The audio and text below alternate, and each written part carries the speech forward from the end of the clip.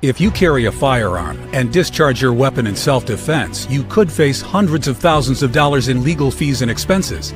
So carry the protection of CCW Safe, Self-Defense Legal Services membership. Upfront payment of all criminal and civil defense costs with no out-of-pocket for members.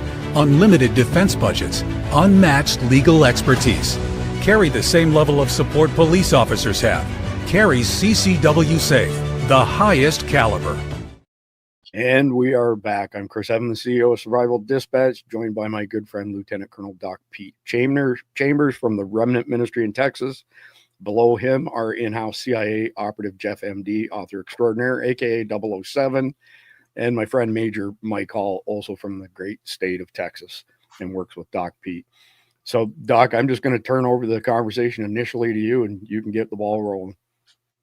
All right. Well, it's good to be back in a group setting here. We've been away a little bit, or I have, working south of the border, which is kind of normal for us. But in this case, we've picked up a new mission. We kind of stumbled into this thing, but in a way, we've been doing it for a long time, right? So when I talk about this mission, I'm calling it conflict resolution, for lack of a better term. And it really is what it is. It is setting the conditions for the atmospherics in a certain particular area of operations that we look at, the area that we work with, the people that we know on both sides of the border. We've always focused on the U.S. side, but now we're picking up more relationships on the South side. So then when we're doing that, when you start to improve areas, right, you improve barrios or rougher, smaller parts of town or smaller homes all bunched together in a tight area.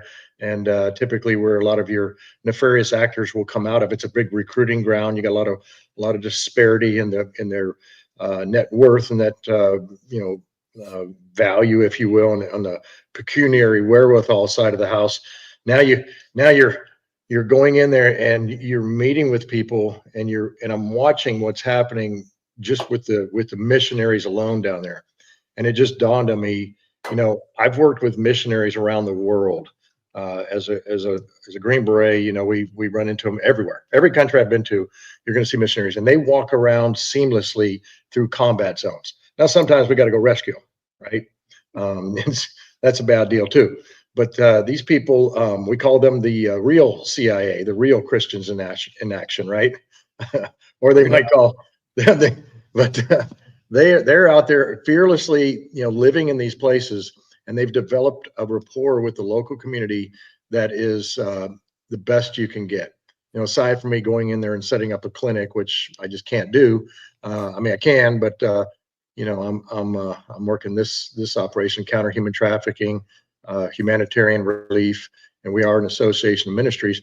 But in this case, it's getting us a foot in the door to meet with people, to meet with local leaders, to then go in and then instead of looking at the find, fix, and finish, if you will, of our targeting cycle, looking for who's taking the kids, we're changing the atmospherics of the area where people are coming forward and just telling us. I mean, it's kind of the walk-in scenario where somebody just comes in and says, oh, by the way, because they trust you. I mean, all this stuff is based on trust, and it is predicated on the what you consider the center of gravity, right? And we've talked about this on several different shows together. But the center of gravity, for listeners that haven't heard it, for most large operations, strategic level things between countries, it's going to be some sort of a resource, or it might be some sort of a boundary, or we want to go in and conduct foreign internal defense to protect the country from its own boundaries, internal defense, or we want to conduct unconventional warfare where you have a tyrannical leader and you work with a group of people in that country to then get rid of that tyrannical leader. So this is the typical ways that I've been taught and operated in.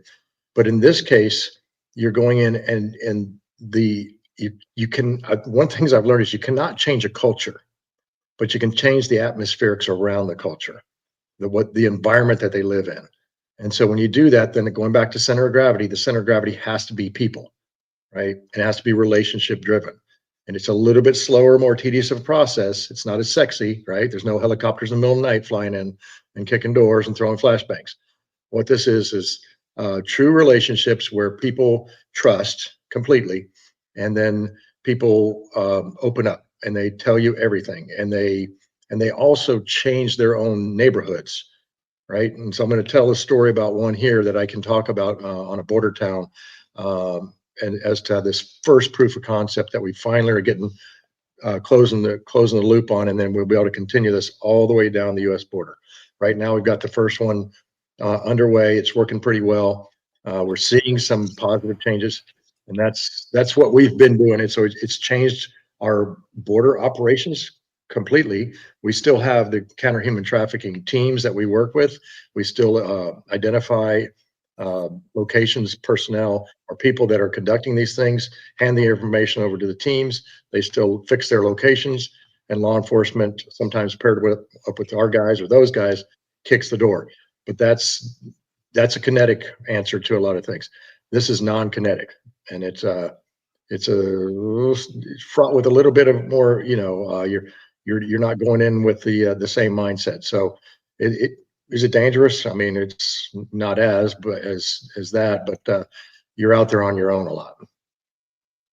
So let me just make sure I understand this correctly. So you develop a rapport with people because you're present in their neighborhood, their community, and at some point in time they start coming forward to you, telling you who's involved in nefarious activities. Just by the very nature of your conversations, you're not sitting there recruiting these people and telling this. They're just going, hey, this is my neighborhood and this is what's going on. We don't have to do anything. It just comes, but it also changes the picture. And so the missionaries that are out there, they've already developed this. They already know their neighborhood. It's like a beat cop. You know your neighborhood. So all I'm doing is just going in and saying, okay, then how can we help you? And then what can we do? And then I link them up between people in the states that want to donate into these orphanages, schools, women's shelters, things like that. And then meet with local municipality leaders. So it could be a mayor, it could be like a county commission type person, and then gain trust. Now, sometimes you run into people on those specific positions that are not so nice, right? They might smile at you, but in the background, they're getting something out the backside, and they may be on the take or whatever. It's not my problem set. I'm not going to, report those people because that's not my country. But I have to understand those dynamics, those people, as to how much I tell them, what I tell them, and how this all looks. And there's so much more. I mean, this is like trying to explain how to build a watch when we're just learning how to tell time. But that's just a 40,000-foot view.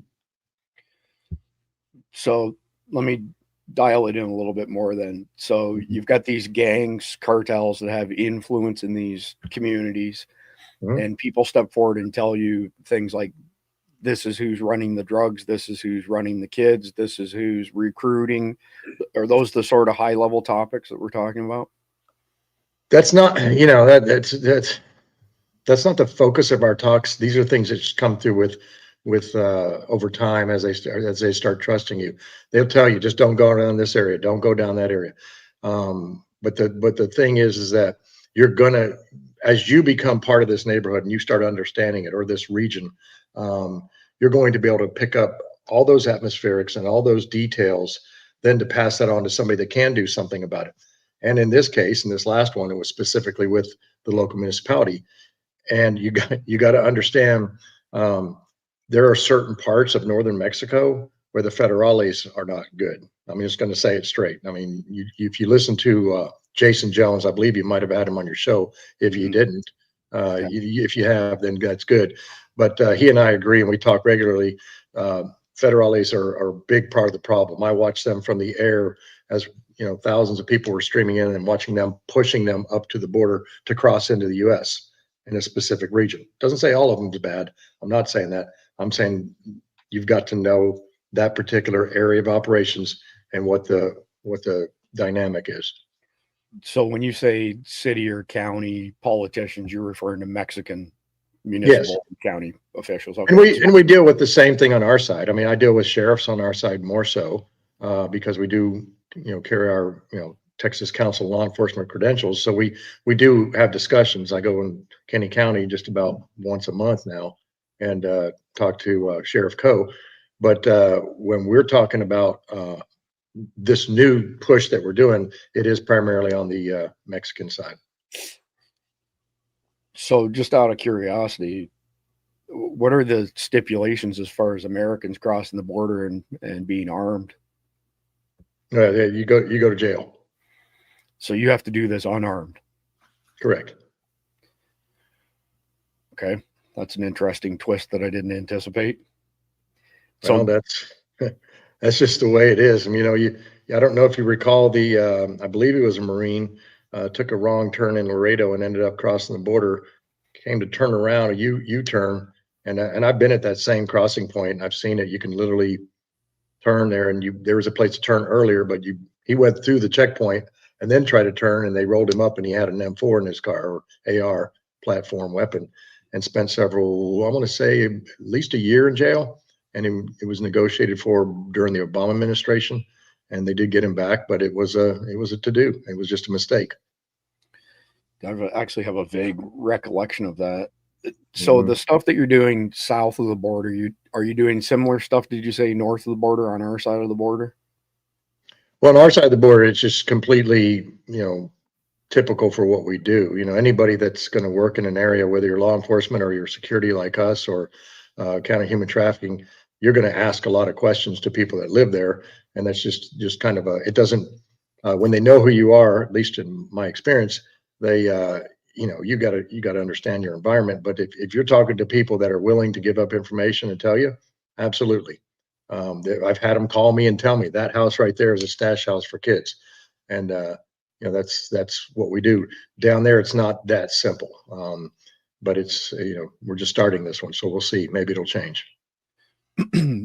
I know you can't give away too much information as far as specifics are concerned, but can you go back to that example that you were giving us? Maybe give us a little bit more detail, what it involved. On the U.S. side? No, on the Mexican side, the one that you referred to. Okay. Probably 5 minutes ago or so. Yeah. So the latest one, this was a week and a half ago, that was talking to a mayor along the border. And it's not a town directly on the border, but a little bit further inland. And it is relatively, peaceful area, but you've got towns on both sides that are pretty rough. And so we already had a footprint there in that there was, look, every little town down there has some sort of missionary presence, all kinds of denominations. Okay. And so because of relationships that I already had, I can go in and meet with folks. I'm being very careful not to say specifically where, but these guys are just been doing God's work for years. And so, there's kind of an unwritten rule that you don't use that as a, let's say downrange. You don't use medicine, you don't use religion, although I'm sure there are agencies that do that, to draw people from, and Jeff will understand this. It's not an overt thing that they talk about if it's done. Let's just say it that way. Because it's very sensitive and there are rules on these things. And it can, any kind of thing like that could be considered by a nation state as something that would land you in a prison for a long time. So we don't want to be in there doing that, but just by the nature of talking to people and, just this orphanage, let's say that I went to, talking to some of the older kids and some of the staff and telling us, just down this road over here, 2 guys were killed, 3 weeks ago on the street. And you can gauge then, okay, this is probably a rough town or a rough neighborhood. And then you could go to this other one. It's not so bad. So it's all different, but the story is the same in the overall, that there are thousands of kids on the south side that have come up to the border, haven't made it across, and they're living either on the street or they've been taken in and brought into facilities like this to take care of until they can get back to their families, or they don't have a family. So are the missionaries giving you intelligence on where this is most predominant, or do you have like a heat map by any chance of somebody gathering intel to show the most concentrated areas, or you just no? I mean, this is down? Yeah, this is still an early phase of the game. I don't know that I'm going to personally be running intelligence operations on the border. On the Mike side, that's called espionage. And so I'm probably not going to do that in Mexico. But but what I am going to do is make sure that my guys are safe in a certain part of town, and that and it's a it's the gray zone, right? There are volumes of stuff written about the gray zone. You can either spell it like the Brits, GREA, or you could spell it like us, GRAY. I read the first article on it was the gray zone, EY. That's why I spell it that way now. But the gray zone is gray, right? And there's just so much to when you're looking at the environment of all these things, you're looking at not only the populace, but you're looking at the factions that are there. I could not do this, I promise you, in a specific town over in the Rio Grande Valley in Mexico on the other side, where there's an active shooting war between two factions of cartels. I couldn't walk into that town and do this. There's no way. So it really depends on the permissiveness of the environment that you're in. But in order to do that, you have to look at information. So you're not gathering intelligence. You're looking at information, all open source derived, all spoken to us by people that say, hey, if you want to live in this area, you got to know this. So before I go to Jeff, just to get his feedback, is there anybody collating the open source intel so that you kind of know beforehand what you're walking into? From my side? Yeah, I mean, like, yeah, absolutely. Somebody's Absolutely. collating all those results and saying, look, there's a lot of activity over here, not so much over there. Yeah, absolutely. I mean, we keep I keep notes, and we just say as we move along, this guy here is good. This guy here has been said to be connected to the cartels. But that's important stuff. I mean, it is what keeps our guys safe. It's what keeps the missionaries safe. They know about it. They keep information. I mean, they know where they can't go. I mean, the reason they've been there for years is they're savvy, they're street smart, but they also walk in faith. And so there's this boldness that is there. And I used to make fun of Doctors Without Borders downrange, or groups like that. I called them Doctors Without Brains. I mean, I get it.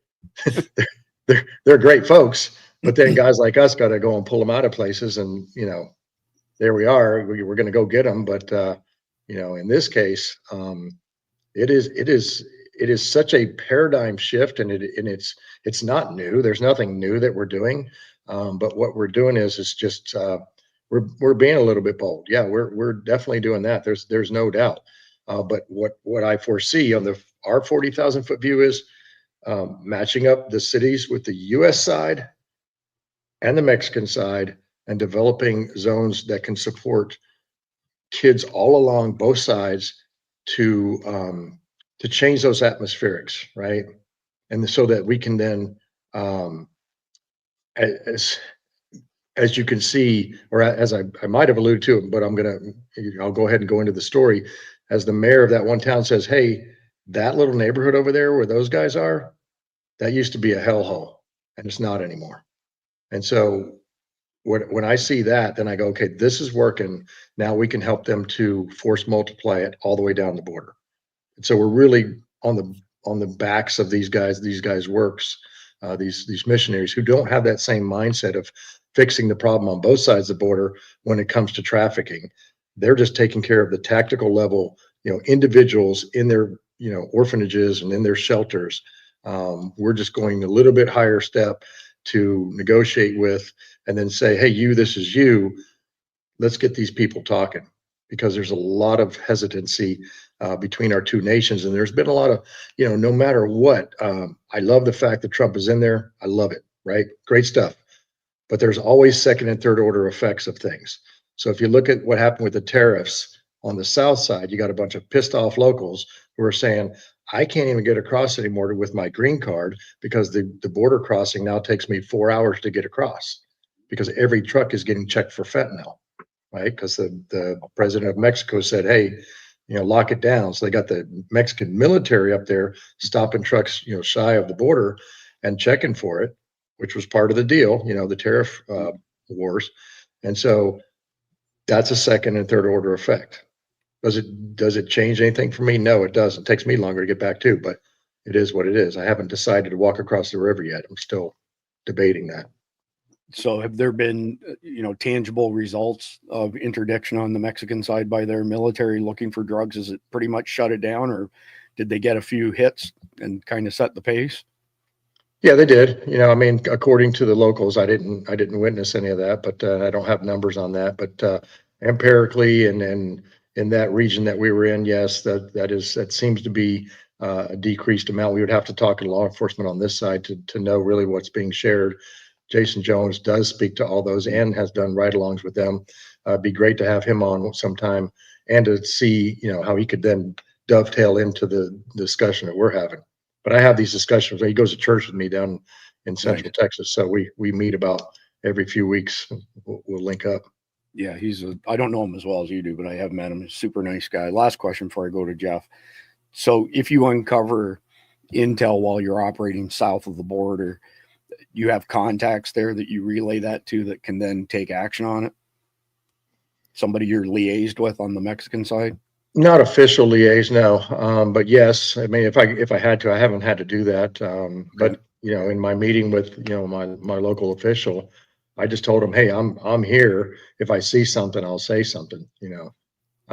Just as a courtesy, living in his backyard. But you want to be a good neighbor.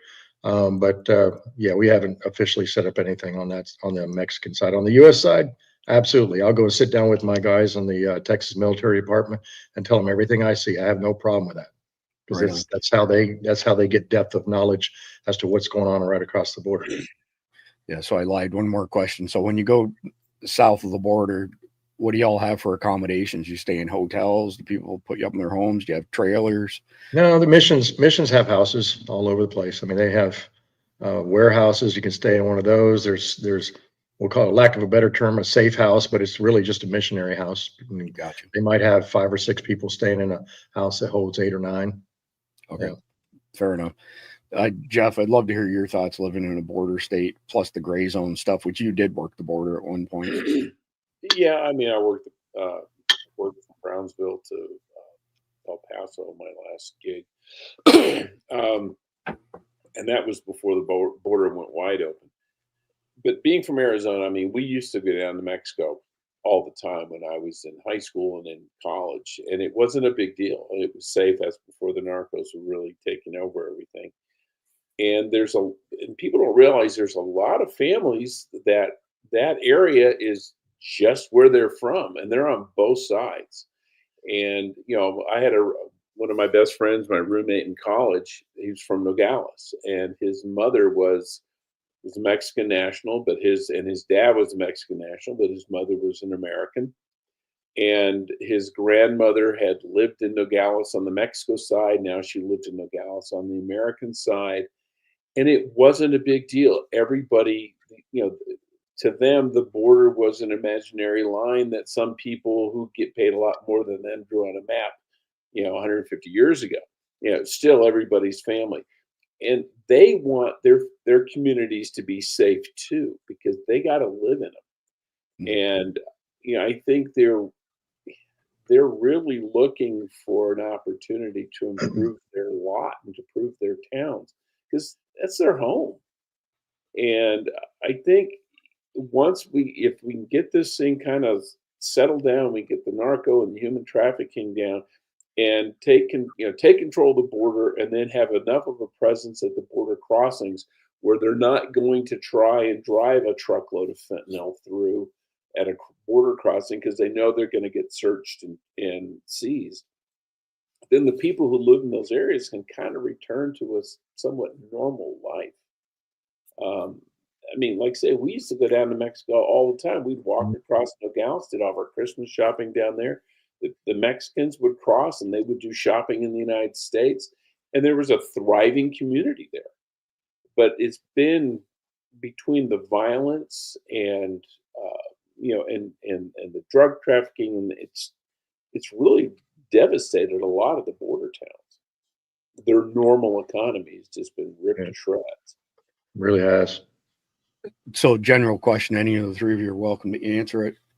So with the enhanced security that we have at the border right now, I know in the past, Jason Jones actually explained it to me that if we bulked up on our side of the border somewhere, it was kind of like squeezing jello and it just forced stuff over to cross at other parts of the border. Is that still the case? Is that still happening, or have we got it pretty tight from one end to the other? It's spread out.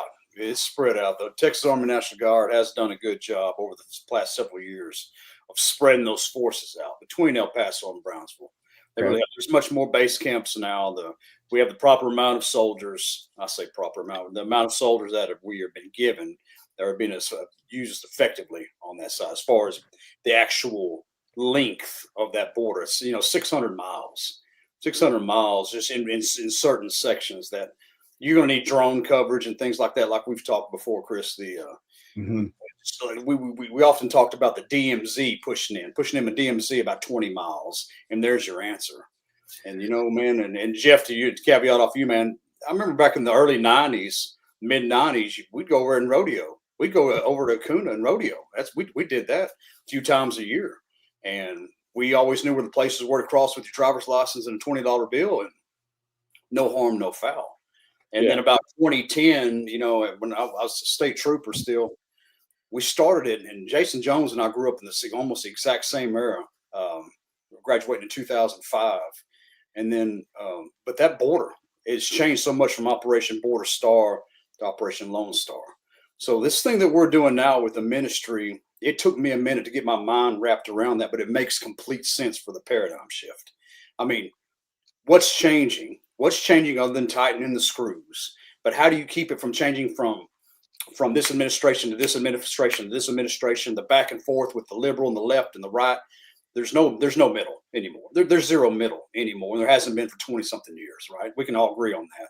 Mm-hmm. So what do you do to keep that border, or to protect your border and keep them away from the really bad characters over there, support that from that. And then, so you have that whole region that if you infiltrate there, and infiltrate might not be the right word, but you're infiltrating with care. And those people in those towns know if you genuinely care or not. So you're just not going to go over there and start asking a bunch of questions. You are going over there to serve. You're going over there to serve your fellow man. You're going over there to you're a servant. So you embed yourself in with the people that are needing you, needing that leadership, needing that your service. From there, everything else is a byproduct. And that byproduct is how everything works. There's your operation right there, is the byproduct of going over there, doing that service first. But in order to get that service done and to get embedded, they've got to know that your heart is genuinely there. Because it's like a criminal. When we were in highway patrol, and I always used to teach this down at the academy, if you tell that criminal, if you find something, or you got to take care of business, that you're going to put one between his eyes or in his chest, you better mean it, because he knows if you mean that or not, and he'll test your ass every time. So same thing with any environment, same thing that comes in with our environment. We know if an outsider is here to really do what they're saying they're going to do. So with that, getting that embedded, man, that whole paradigm shift it's taking a little bit for a military man to understand that, because we want to go over there and just overrun everything. We're taking over now. This is ours. No, we are merely guests. And we are genuinely been told to go there and serve. That's where everything's going. That's a great point. I'm going to kind of touch on something that Jeff said, and then with what you just said is perfect, Mike. Appreciate it. There's a region between Afghanistan and Pakistan, and it encompasses both sides. It's called Pashtunistan, the place of the Pashtuns. Anything Istan means the place of Pashtuns. This is Tex-Mexistan, right? So that region, and all the way down to California, that's and me as a kid walking across Laredo, I mean, you just went across, right? I think it was just a driver's license. And we grew up in that, but now no matter what administration we have in the seat, those relationships will remain the same, because the peoples of those towns. And so taking it to the next level, Chris, is when we went to North Carolina, we went out there and helped, and we got a bunch of folks from Dripping Springs, Texas to help us. And so when we were out there, we were representing that town in Texas, saying, hey, we're here to help you. Same thing here. This particular town that that I just went to, there's I had a church service on Sunday with a group in Central Texas, and that town is going to support that town. So almost like the sister city thing. Yeah. And so then when you start developing that, now you've got this, it doesn't matter what the administration is, we're still helping y'all. And we're going to, what we get from it, what's our return on investment? Well, it's several things. One of them is, treat others as you want to be treated yourself. Well done, good and faithful servant, or versus depart from me, I never knew you. But the other side of that coin is you develop a relationship between nations in this Histon area, this mix of people that all live together and work together. You can get a haircut in McAllen, Texas, and the barber's kids live in Miguel Alemán, and he takes the money home and he goes back there. So that's just the way it is. So we're just going to foster that cooperation. It's kind of like I wouldn't want to use the word NAFTA, but it's a free trade agreement. It's a free love agreement between Mexicans and Texicans. No, I appreciate that. I did not know that about the Istan from all the places over there that end in those letters. Yeah. Mike, back to you just for a second. When I was asking about accommodation, it looked like you had something to say. I'm curious to hear what your accommodations have been on these missions. Oh, the best cots. You can't beat a cot, man, because that's how you want to live, because there's no reason, and you won't get near as much, and you won't prove yourself or earn the respect near as much as if you're in the best hotel over there, rather than you being in a cot or on the floor somewhere. I promise you that much. And that goes for just about any place like that. Third world, it doesn't matter where. If you have they know you have the option of going for a little more comfort, but if you just get down there on a level with the people you are trying to serve, there's half the battle right there. Just like as Doc knows, when we have a field problem, you're doing an exercise in the field with your troops, the commander doesn't go to the house for the night. He sleeps out there on the ground in his sack with his troops. And that's the exact same thing that's going on here. So, yeah, that's interesting. As you were saying that, Mike, I was thinking of Joe Biden went to see the troops somewhere and sat down and started eating before anybody else had even got their food. And it wasn't taken to very kindly. As a similar thought. It wasn't Jason Jones, by the way, Doc. It was Mark Lamb. So Mark Lamb was the one who commented that when you guys started putting the squeeze on the border in Texas, it pushed all that jello over to Arizona. You might have been on that one, were you, Jeff? Yeah, I think I was. Did you recall what that did? Because it seemed to me from Mark Lamb that it was pushing the problem out of Texas and into Arizona. Yeah, it was. I mean, that's when the governor in Texas, really started clamping down there. They did push it this way because the federal government was basically doing nothing to stop it. And so much of the border here is you've got Indian reservations and national forests and things like that. Whereas in Texas, it's aside from Big Bend, it's all private property. And so different rules of engagement. Yeah, really different. Mike, I want to come back to you. I know Doc mentioned that federales are sometimes not on the right side. Other than the federales, have you guys witnessed any corruption on the Mexican side that caught your attention? Oh, sure. Yeah, just about every border town I've ever worked on both sides. Let me just say that. But yes, yeah, on that other side, the federales that we would talk to, or some of the people we would talk to, they would always let us know, hey, listen, there's somebody, or there's this person. The cartel has infiltrated, and it's culture. It is the culture. Just to keep referencing back to, like, say, Afghanistan, when we were helping out the Afghan army, Afghan border patrol, training them up. Well, we're trying to get everybody paid. When Joe our private on the Afghan army was promised $500 a month, if he saw 100 of that, he was happy, simply because he knew his sergeant was going to get the cut, his general was going to get the cut, the mayor was going to get their piece. So it's just that type of corruption and infiltration in all those places like that. So yes, there's corruption on that side as well. You guys are pretty sharp and you're always paying attention to your surroundings. have you been talking to people and caught out of the corner of your eye somebody trying to gather intel on you guys, taking pictures, anything like that? Oh yeah, yeah. Of course, with me and my boats and my tactical river unit, we're always on a camcorder somewhere, video somewhere, or drones, or always somebody looking where we're at.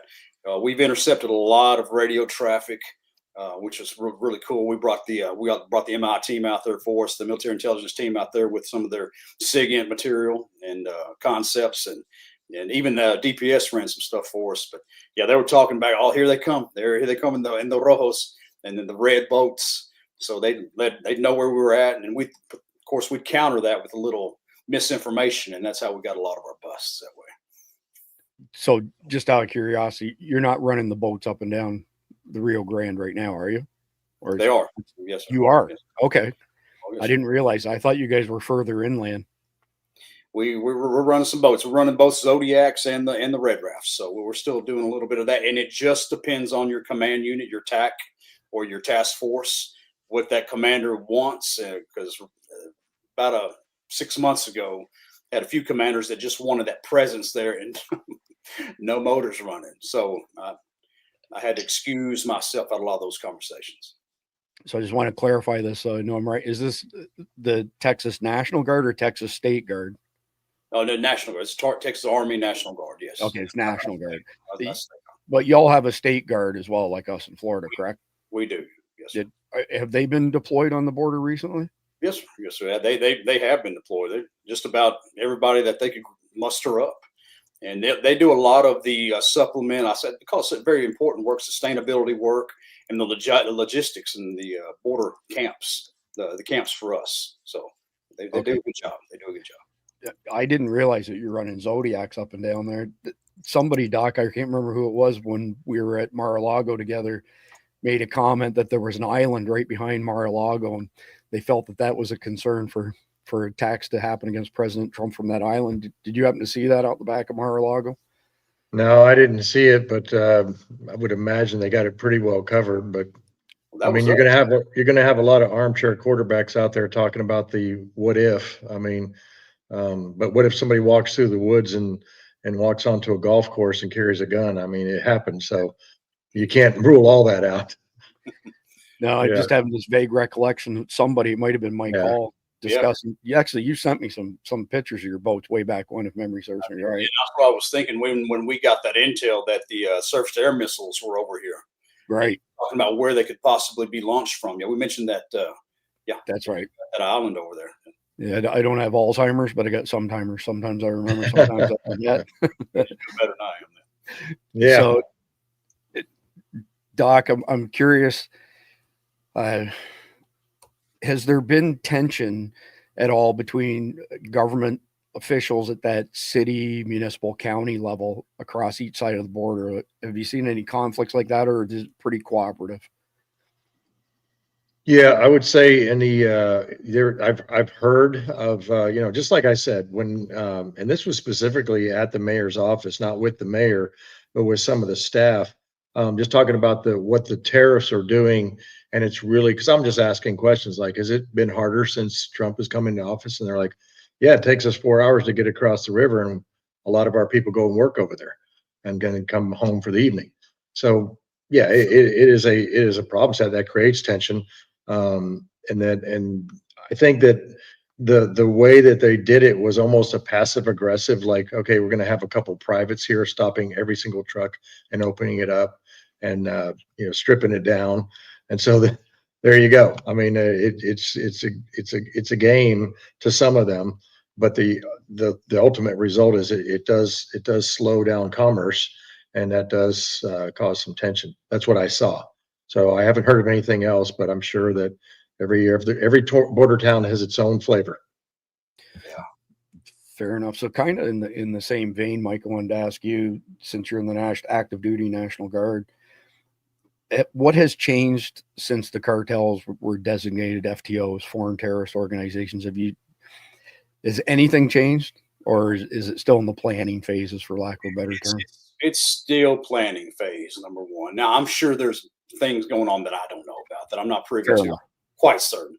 However, from what we've seen, To be honest with you, we're seeing more on this side.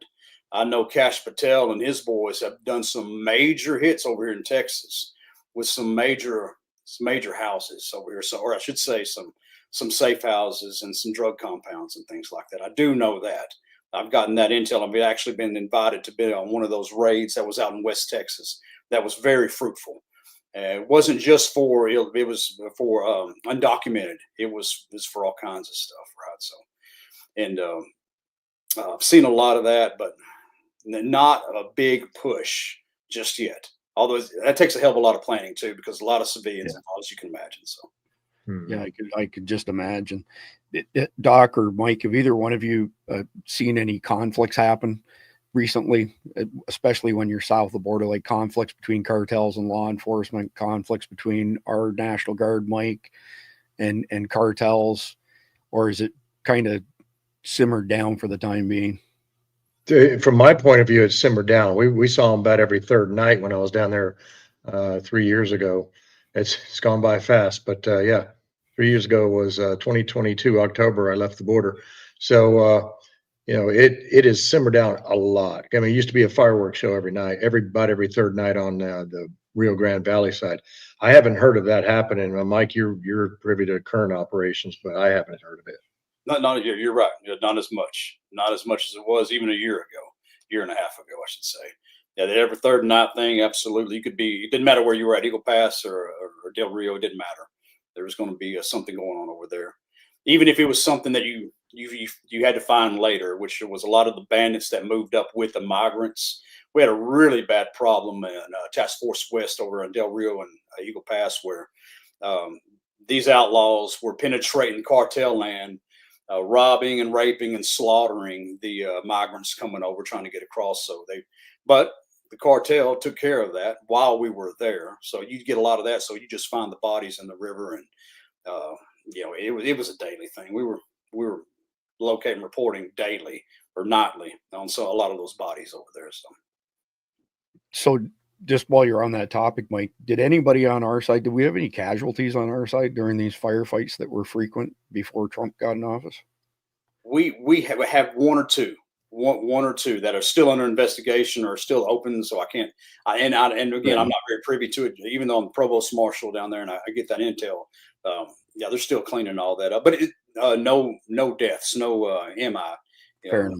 Yeah, MIAs or anything. So, or we did have a KIA in the town of Roma, Texas, a civilian casualty. It was a gentleman sitting at his TV watching whatever he's watching that night, and a 50 cal round. News. Say again. Survival Dispatch News.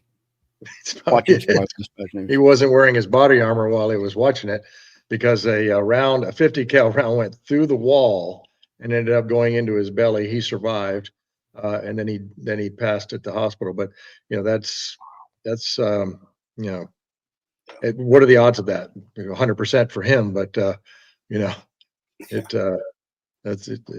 And you know, the thing that we saw, especially in that Roma area, because we're at a high bluff overlooking the town across the way, Miguel Alemán, the highly contested town of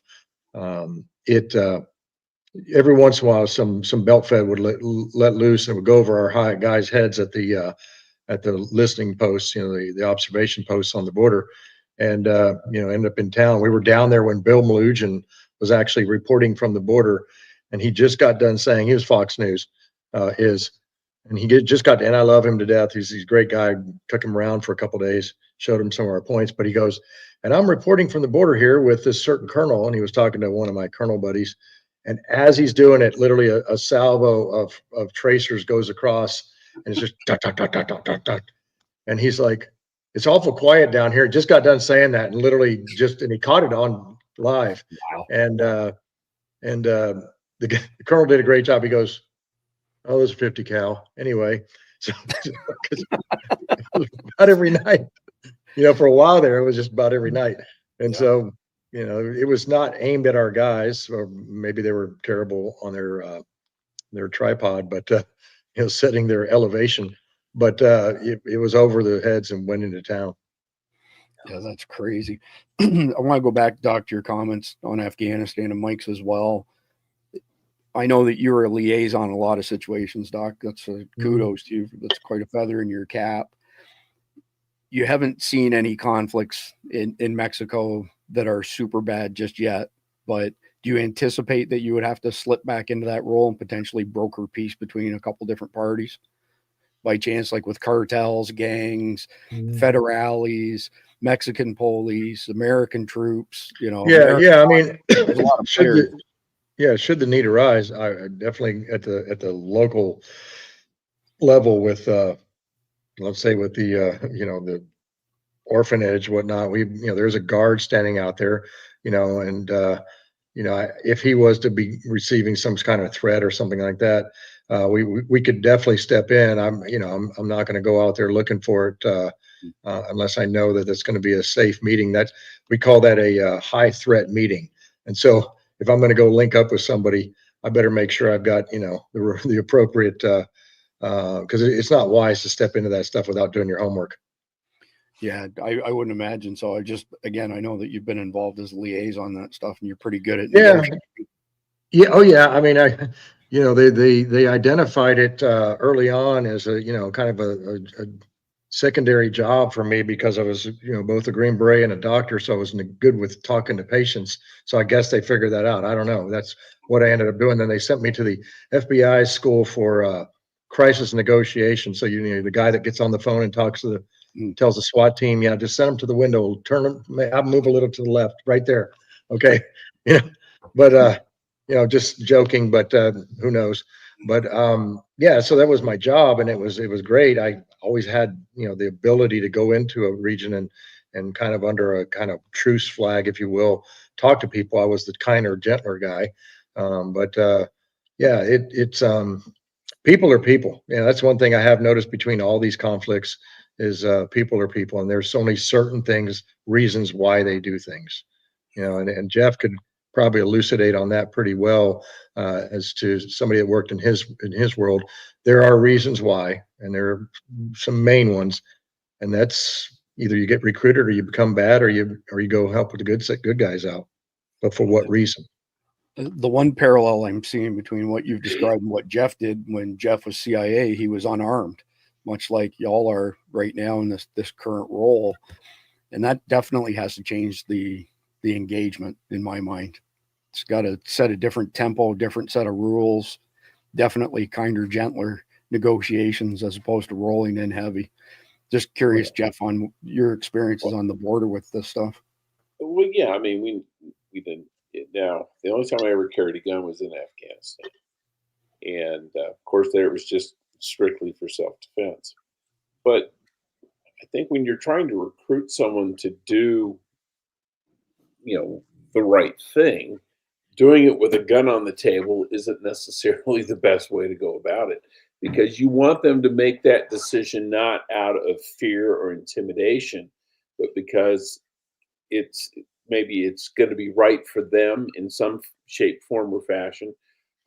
And when we would recruit people, and I was teaching students about it, I said, okay, why do people spy? Oh, it's for the money. No, it's not. At best, it's what the money can buy, what the money represents. It might be an education for their kid. It might be independence from an overbearing family. It could be any number of things. But and it's the same thing down there. If you're going to motivate someone to work for you, you don't want them to work for you out of fear or a blackmail or something like that, because then what they're going to do is they're going to do whatever keeps you off their back. They're going to tell you whatever they think you want to hear, and it's not reliable. I would rather have someone who knows me and trusts me as an individual and likes me and wants to do what's right and tells me the truth, whether it's what I want to hear or not. Yes, sir. And that's what you need. Well put. Good answer. That was very enlightening. Mike, on this topic, I had a friend of mine years ago who was a sniper, and he would go out for weeks on end, just him and his partner, hunting down the Taliban. And his job was to find the money, to trace the money, the big hockey bags, basically full of money. And he came in one night to a bar that we were at. We had no idea that he was stateside, and he had a smaller bag, and he plopped it down on the table. And he said, if you guys are wondering what we're doing over there, open that bag up. So somebody opened the bag up and it was full of $100 bills in Afghanistan money. And he said, yeah, they're worth 23 cents a piece, by the way. And he said, but that's what we're doing over there, is because the ANA and the ANP, so the Afghan National Army and Afghan National Police, are paying guys like $1.50 a day. And the Taliban are paying them $20 a day or equivalent thereof, sort of thing. And if we take their money away from them, that stops them from going to work for those people. It seems to me that that's kind of a common thread in Mexico with the cartels as well, right? They can make a lot more money. People can make a lot more money working for the bad guys than the good guys. Oh, absolutely. Absolutely. That's the, a lot of times that's the best game in town. That's your best bet to have a little bit of a life. It really is, especially in those dirt poor communities. And it is so easy. And the bad guys always figure that out. Just all you have to do is give them 50 cents more than what they'd ever be making. And then show them. And if you really want them and you want everybody that they're around, you give them that $1 or $2 more. And if they've never seen that kind of money before, then they have these things. So, but yeah, we're talking about all this, and I keep thinking about it. And going back to what Doc was saying, we're over there unarmed, which is so uncanny and off-putting for me. Gotta be. Here's the thing, man. Here, and it took me a minute to kind of put all this together. Here's why it's settling in, because this shift has got to happen this way. Because listen, why do the cartels exist? There is a demand for everything that they're fucking selling, man. Yes. There is a demand for the sex. There's a demand for the kids. There's a demand for the dope. There's a demand for everything that they are selling. So my prayer is this: if we can help assist change things on that side, that maybe our side over here will pull their head out of the rear end and start getting the demand squashed. Instead of the firepower going over there to neutralize the cartels, we need to do it over here. We need to do it. We need to be just as aggressive with that same firepower of what's going on here first, in my opinion. But I'm right. Yeah, I'd like to add something, Chris. This is going to be, you know, one of the was we're using the term paradigm shift, but it's not. It is literally just the fact of what happens in the world in chaos and all the extremes that take place, whether it's Pashtunistan or on this border. It's every kid, you know, when we're talking about focusing their center of gravity, these young, generous, next generation coming up. If the past 20 years in Afghanistan that we were there, if we had taken care of business early and gotten out and quit, you know, the conventional siege mentality mindset, somebody forgot to read the book, The Bear Went Over the Mountain, we would have not done what we did. Then we would not have had the madrasas pumping out kids out of Pakistan or even within Afghanistan itself that were growing up to hate Americans, right? The next generation of fighters. Right. So it just takes, you know, 10 years to get a class out. And then you've got a whole new set of fighters coming in. And so the same thing here. These kids, just think about our neighborhoods growing up. I mean, you all wanted to belong to something. If it was a sport, you did sports, right? If you were a motorhead, you were building cars. If you were a cowboy, you're riding broncs or you're working cattle. So you want to belong to something. And down there, really, in some of these towns, in these barrios, I'm talking about an area the size of this little, you know, I'm sitting in somebody's kitchen right now. I could put 4 barrios in this kitchen, 4 houses, all right? And there might be 5 people per. And they don't have air conditioning. They sleep on the roof just like they do in the Kalats in Afghanistan or in Iraq. And they sleep out there in the summertime on the roof on a mat. And then like this orphanage that we went to, we pulled up with a pickup truck full of toilet paper and the kids came running out and they were so happy. It was like Christmas, right? Imagine a bunch of American kids going, "Hey, I got you a box of toilet paper," and go, "Yay, thanks." I mean, the difference in, you know, what it takes to, you know, not using this term loosely, but lightly, but to win hearts and minds, it doesn't take much, just got to care. And so when you give them an opportunity, and then in this one particular orphanage school just down the road, they get, you know, they go down to this school and it's all fenced in and got concertina wire and all that around it and secure. And then the missionaries are going to a local, well, a bean grower down South Mexico who sells to a bougie coffee company in Chicago, and the extra beans that he's giving them to the school so they can roast them and then have a career and go out and sell them on the local market. So you're giving them a step up now. While I'm sitting in the mayor's office, his assistant was the first class that graduated from his school, and this little gal is an assistant inside the mayor's office. And she's articulate, and she was an orphan. She was left on the street, and until she fended for herself till she went through that system. Luckily, didn't get involved with anything bad, by the grace of God. And now she's got a step up. And so you're slowly changing the dynamic of that area so that there aren't more thugs running around recruiting these kids. Because if I'm going to recruit somebody, I go to the disenfranchised, right? If I want to get a thug, I go to the disenfranchised and I go. And so what we have to do is enfranchise them. We got to give them a purpose. Well said. Actually, I missed a question earlier that I forgot to ask. I'd like to ask it now, though. What are the primary sources of all these orphans?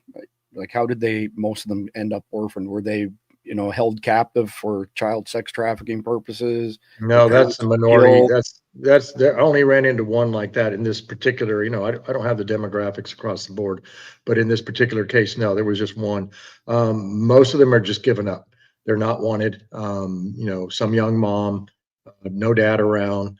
You don't see as many, honestly, down there. Like here, you might have a couple that both of them are in, the drug world. They're gorked out of their minds. CPS comes and takes them. They end up that way here. That's not so much down there. It's just a kid that's unwanted. That's the majority of these kids in this particular orphanage. So what's the pathway from being orphaned to ending up in an orphanage? Are there government organizations that do parlay some of this stuff, or there's nothing like the CPS at all to help in any coordination? Like, how do they end up in the orphanage? No, they have an equivalent down there. I don't know the name of it. I mean, I'm not my business, but it is, now that we're touching on that, we'll learn more. But I don't know. I mean, it could be just as broken as ours is. I mean, we've got, admittedly 300 some odd thousand children that have been lost, unaccompanied minors across the border in the system. I think it's half a million, and people like JJ will tell you that. I mean, we've been saying that for years, but we both speak to the same lady, Miss Tara Rodas, who testified before Congress and showed the lists and said, this is how many are missing. And it was, 86,000 they admitted to originally. They bumped it up finally to 350, somewhere in there. And it's more likely, if you do the math and you say, okay, well, we counted this many heads, this many gotaways, the numbers of children is over 500,000 that are in this country that are just unaccounted for, missing. So that was my second last question. So I'll just give it to you now since you touched on it. Where are we with call it 500,000 children that came across the border with somebody and have been lost track of, number one? And then the second part to it is, shortly after Trump's inauguration, there was an announcement made that they found 75 or 80,000 of these kids. And I've gone looking multiple times for additional information on that and been able to find absolutely nothing. So I don't know if you know anything about that or not, but I know the child sex trafficking is one of your lines of effort. Yeah, so I don't look at numbers at anything the government produces. So first of all, just throw that out. Number two, when I talk to people that actually know, the only reason we're finding any numbers of kids, and I think it's closer to, accountability wise, 20, 30,000, is because they, instead of calling the phone number that they left them with a sponsor family, they're actually going there and they're going, oh, they're not here. Where did they go? Well, they went over here, like in downtown Austin, the 119 kids that we dealt with, only found about 30 of them, but some of them ended up going to a gang, and so where are they now? I don't know. But what they're doing now, and I think that Doge did point out some of the things of CPS, and they're cutting their funding. They should completely dismantle it. But that's my opinion. But that's a whole nother problem set. But yeah, the numbers, I don't trust those numbers. But the only reason they're finding them is because they're actually physically going to those locations. People are actually doing their job, as Jeff mentioned earlier. They don't care. I mean, they typically don't care. They're just punching a 9 to 5. They get this kind of grandiose mentality that they're almost like they're law enforcement when they show up at the door, and it's just some knucklehead that's a social worker that's typically leftward-leaning nut job that is an angry Karen. Let's just call it what it is.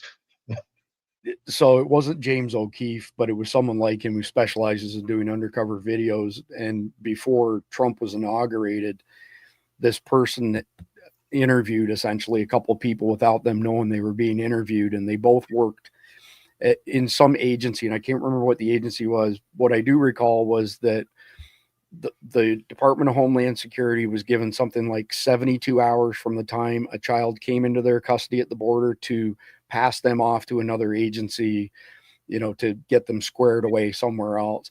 And whatever that agency was, and I wish I could remember the name of it, was this undercover interview. And one of the people said that they said to their boss, "Hey, I'm processing this paperwork for this kid, and the address that's listed here, we've sent 50 kids to this address in the past 12 months. Should we look at this a little bit further?" And whoever their boss was said, "No, absolutely not. If you send them to that address, we'll never get any phone calls and it won't be any extra work. If you try and track this down, then it's just going to create a whole bunch more work for us, because then we have to get them in different locations." Unbelievable. If you want to say, if you're going to touch on people not caring, I can't imagine being that careless with children's life to say, no, just send them there, because those are traffickers and they won't complain and they won't create more work for us. So just send them. I believe that there was an interview like that with J.J. Carroll on that same show that we were on, where he interviewed us up there in Colorado on that child trafficking. Mm-hmm. What's sad, this is, you hear these stories about like the postal worker gets behind and it's quoted and just throws the mail in the ditch somewhere rather than deliver it. Right. These aren't letters, these are kids. Right. And the same thing is happening. They just kind of toss them aside because I don't have the bandwidth to deal with it right now, so heck with it. These are people. Mm-hmm. It's unimaginable evil. It's unimaginable evil. Mike, what's next for your operations on the border, whether it be National Guard or with Doc Pete? I think as far as the Guard goes, we're going to start getting more into the deportation process with Tom Holman and them. That's what I'm hearing. He wants to utilize, of course, his ICE and his Border Patrol and the Department of Homeland Security first, and then he's going to supplement after they're tapped out with each state guard, state National Guard, mm-hmm. and then supplement, from what I understand, with maybe some contractors to come in and help remove if they're going at the speed of what they're talking about and the quantities that they're talking about. So that's what's next for us on the Guard side.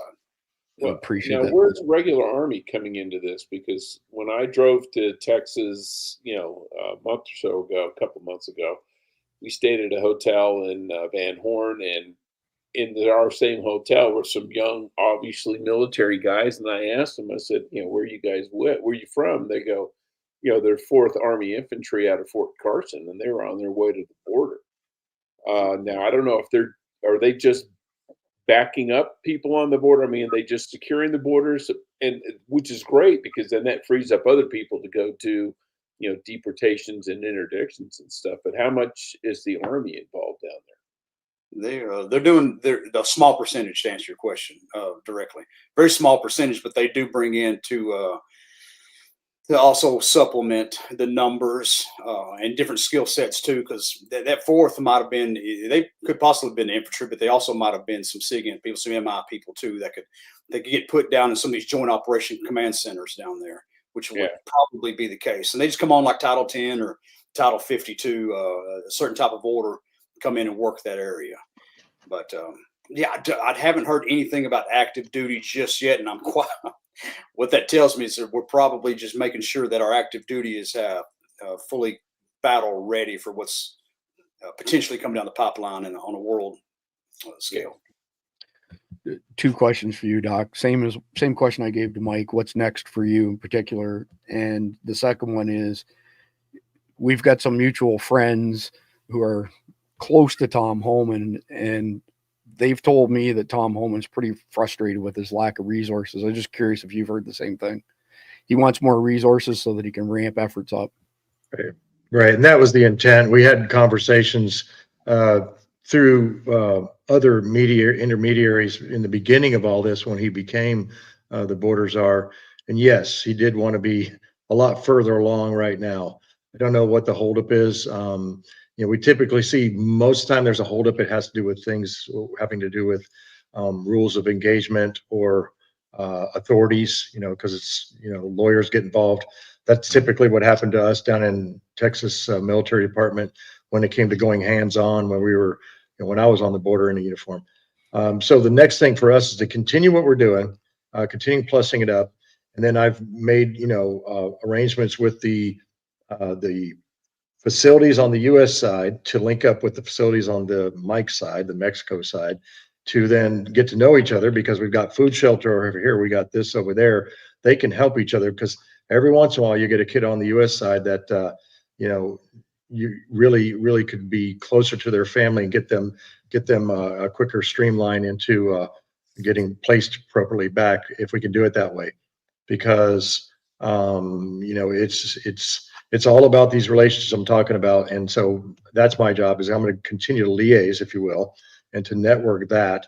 At the same time, I'm going to jump on a plane here, I hate to do it, and go back to that place called Washington, D.C., and go meet with some people at the higher levels that are looking into these problem sets with regard to child protective services. Because, having worked on this now for a couple of years from the outside and paid attention to it, we do have an audience with the guy that controls the stream of money going to them. And if I can give them some ammunition to say, hey, this is a reason why you need to dismantle this thing, then that's what I'm going to do. So I'm kind of like Tara Rodas. I'm hanging on to this information. I'll get it up there, and we'll see what we can do to push that, because that's like, we might. Here's a great analogy. I used it in church the other day. The country, when people say, well, Trump's the Messiah, he's here, he's going to fix everything. There's only one Messiah, right? He's a man. He's doing a great job. He said he was going to do he's doing what he said he was going to do. May not be fast enough for a lot of people. There are certain things that I believe they're not doing right, but that's going to be any administration. But the country was suffering from 4 extremity wounds. We've got 4 tourniquets put on. The major bleeds have stopped as far as the border operations go. But unfortunately, there were 1,000 tiny cuts as well. And those were in the torso and the head. You can't put a tourniquet around the torso, right? So now we're working on those little ones, fixing all that, but you can still bleed out from something like that. So we don't want to watch our country get overwhelmed any further than it has. In the meantime, we've got to do resuscitative care, right? So for me, what does that look like? Well, as a doc, resuscitative care, one of the mainstays is giving fluids. So a transfusion. Well, the only answer that I can come up with that transfusion, and I know you guys are believers, but for me, it's the blood of Christ, because that's the only thing that I can see after doing this for so long. It's going to be, love, greater love hath no man that laid down his life for his friend, right? That kind of love for these people and for the people on our side. I mean, just as much. I mean, it's our country, but I've got to work on both sides. I cannot neglect what's going on the other side and be able to think that I could even fix any of this over here. So I'm only doing it locally, tactical level, but I believe that if we can get some buy-in from those at the top, we can start taking the same proof of concept and moving it down the border as it improves. So that's my goal, my 40,000 foot view team leader job. That's what I do. I got to stand here and talk to people about it, but I got to come up with the ideas, and that's what I believe is going to do it. Yeah, I appreciate that, Doc. So I want to wrap up with stuff that our audience can actually do in light of this situation. So first off, I want to mention Doc's website, which is shown right here, Remnant Ministry Texas. So the Remnant Ministry TX.org. I'll put it down below for everybody as well. And if you check out Doc's website, you'll see 3 lines of efforts: border operations, child sex trafficking, and of course, ministry work. Plus, Mike and Doc have done a fair bit of work in North Carolina, as he mentioned earlier, with regards to helping Hurricane Helene victims. Mm-hmm. But I've got a handful of other things, Doc, that I pulled up, and everybody's welcome to comment on them. I was researching this end of last week and over the weekend, trying to, spitball some ideas on what the average American like myself can do. And the first one that I came up with, other than donating to your ministry, is to choke out the demand. So the numbers that I found said that there was $150 billion made in 2020 by the cartels off of drug the drug trade in America. Mhm. So if we can put a dent in the demand for drugs, that will potentially put a dent in the cartels. You know, I know they make as much or more money off of child sex trafficking, but drugs is still a big thing. The next one that I came up with, and again, I'm not a professional like you are, all you guys actually, but is to, it's interesting because I took it off of our conversations, but back the border fight at the town level along the Rio Grande, both sides. So I didn't come up with that. That's Doc's stuff from our conversations. The reason I mention it is because it's in the SITREP for today. So anybody who goes to Patreon or Substack and signs up as a guardian, you get the SITREP has all of this information in it. There are some other agencies as well that specifically help law enforcement. And I don't know if you've heard of them or not, Doc, but the one that I felt had the most backing and credibility was Border Patrol Foundation, that helps the families of law enforcement who've, you know, lost their life or become handicapped as a result of guarding our border. I've got a few more, but do you want to weigh in on any of the ones I put out already, Doc? Yeah, I mean, you know, every one of those, and there are some good ones, and there are some that just aren't as functional. I just use the Wounded Warrior Litmus Test, I call it.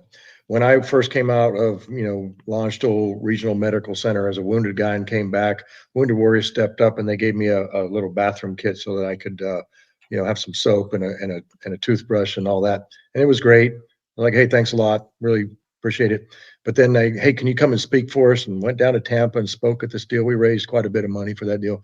And then it came out a little bit later that 90% of the money went to administrative costs and 10% went to the Wounded Warriors. So, you know, what I tell people is, when you're looking at things like this, make sure that the majority of the money, there's always administrative costs. Like, I got to put gas in the tank of my truck. That's administrative, but it's operational administrative. But make sure, you know, like the ones that Chris has put out, those are, you know, the ones I know. All right, Chris, I don't know them all. They're doing good stuff. I mean, when you're helping families out from, you know, the Border Patrol folks or the Green Beret Foundation on my side of the house, those are good people. Task Force Dagger, another good one for the military side. Yeah, just look at do a little homework on those things, because I felt bad because I was sitting there raising money for these guys and I got a toothbrush. Wow. Yeah, that's kind of hard to fathom. Next thing I had on the list was you can go to govtrack.us and find the coordinates for all of your Congress critters. So reps and senators, and letter writing campaigns work. Filling up people's voicemails work. The squeaky wheel gets the grease. And if nothing else, those of us who vote at least have the ability to write to our Congress critters and demand more resources be put towards the border. Like you said, it's a work in progress. And I think about what Mike said as well. It's more than just a border wall. I think Mike Sterling actually was the first one who said to me, border walls don't work unless they're manned and you have resources, whether it be remote sensors, drones, patrols. It can't just be a wall. I don't know if either one of you want to comment on that, but I thought that was pretty decent comment on Mike Sterling's part. The reason he said that is because of the wall y'all built down the middle of Solder City over the course of 6 months to separate the good guys from the bad guys. Yeah, I mean, that particular one, Solder City, I know it well. That's a very tactical, you know, kinetic war operation driven wall. Yeah, it's going to work when you're manning it, you know, with a belt-fed machine gun. But, you know, you can't do the same thing here. There's a lot you can do with virtual walls and things like that. And that's really where a lot of the focus, I believe, has shifted to. There used to be, we used to have, you know, aerial drones, if you will, tethered drones down on the border. Now those contracts ran out and we've lost that ability to look from afar and you know, change the picture. But you know, that kind of stuff is where I would focus, because it's such a porous border in so many ways. And when you're talking about 1,250 miles of U.S. border, Texas alone, a lot of it out past the Big Bend, which is never manned. I talked to Border Patrol, you know, horse patrol guys out there, and you'll run into them and you'll have one guy on a horse out there and he's working a sector that's like 10 miles long, you know, and so it is a tough go. If he finds anybody, it's going to be interesting traffic, right? So, yeah, that's you know, that's what I see as the wall is a necessity for certain places. It's a barrier. but always look for diggers. Yeah, good point. So I think I've asked both of you this question before, and I kind of know where you're going to go with it, but we've got a bunch of new viewers at Survival Dispatch. And Mike, I'll go to you on it. Dang it, I lost the context of the question in my mind here. Give me a second here. That one will come back to me. Here, I got my Sometimers is kicking in again, and I forgot to write it down. I wasn't fast enough with my pen, so I'll go with this one instead. The cartels are making money not just off of drugs, not just off of child sex trafficking, but in the research I did, and you guys by all means correct me if I'm wrong, they're making a lot of money off of counterfeit goods that are coming from China into Mexico, then Mexico into America. And I can't remember, I saw a story recently that hit the national news where some guy had bought a Rolex or something like that, and he took it into a pawn shop or something. They were like, yeah, this is a $3 watch from China. This is not a Rolex. And that was actually one of the third largest sources of revenue for the cartels. So not buying cheap fake goods was one more thing that I came up with. And the last one I came out with was to call out the media for lying. I don't know how else to say it. They just have spun one lie after another and then don't understand why Americans don't trust them anymore. I don't know if you guys want to comment on our broken media. I think it's all propaganda these days myself, but yeah, it's gotten completely out of hand. It's been out of hand for a while. We're tracking all that, but we live in a very, very, very confusing age right now. And very, very confusing. We don't, in the military, just to give you an example, we don't know. There's a dozen different sexes in our ranks. There's a dozen different religions. There's a dozen different theologies and everything. Everybody's confused because everybody wants to be heard and respected. And how a democracy works at maximum efficiency is everybody's got to be on the same page. They don't for really the only way it works. I mean, let's all be honest. The elephant in the room. Everybody needs to be on the same page or as close as possible as they can get there, because you cannot have a self-governing nation when everybody's got their own agenda. Sorry, you just can't do it. That all those have, and Jeff, I see Jeff down there. He knows what I'm talking. You can't. It won't happen. History has shown that it won't happen. That's why you have Russias and China's and everything like that are still here, and we're here long before us, and have seen countries like us. We're not a new idea. We're really not. Crumble. So just keep that in mind, and we've got to do better collectively. We have to. So I remembered what my question was, Mike, and that was when the Biden administration was in. How often did you guys see drones run by cartels and dropping stuff on our side of the border? I didn't see any drops, but a lot of drones. Yes, sir. Yeah, I didn't personally see any drops. My team didn't see drops, but just seeing the drone alone tells me that there were drops. We just didn't catch those drops, but for sure there was that. So were they running intel as well? Was that the case with the drones? Sure. And then the next part to that would be, I could have sworn I read somewhere that the cartels at one point weren't sending these children or migrants, whatever, across the border with a coyote. They just said, see that drone, follow the drone. It'll take you to where you need to go. Did that actually happen? Again, yeah. I don't believe half the stuff I read anymore. I've heard that too. Didn't see that, but we did get that in a Border Patrol meeting, as a matter of fact. Okay. There in Task Force West. So we had a Joint Operations Center.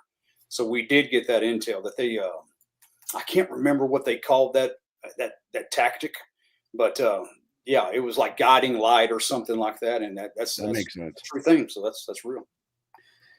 Jeff, when I come back to you, since as Don Mann says, you're always the smartest guy in the room.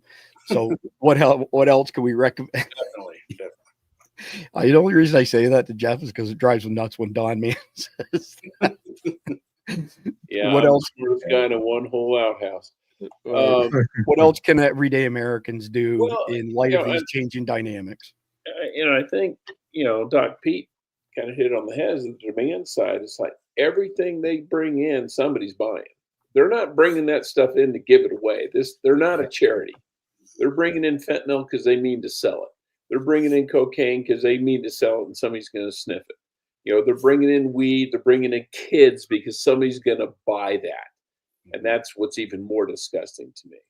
And the people who are involved, the consumer end of child sex trafficking, those people just need to be fed into a wood chipper.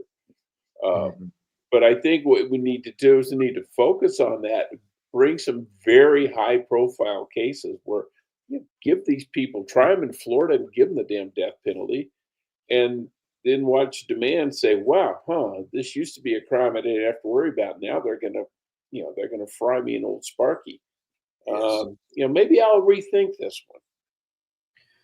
Yeah, my jaw literally hit the ground the second time we had Victor Avila on Survival Dispatch News, and he said to me that TDA, amongst the cartels as well, but TDA in particular, their number one revenue generator was child sex trafficking. And as he was walking me down that path, it was unbelievable to hear that we're the world leaders in demand for child sexual purposes. And then he went on to say that the average one, the reason that the cartels and TDA want to use them is because they'll pimp them out 10, 15, 20 times a day for 2 or 3 years. And at the end of the 2 or 3 years, they either kill themselves or they're just so worn out that the gang or whatever kills them.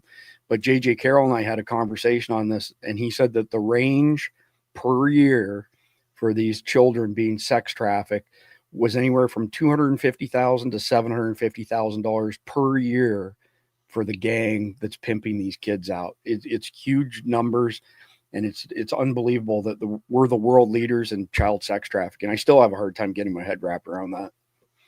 And here's the next part that he said to it, by the way.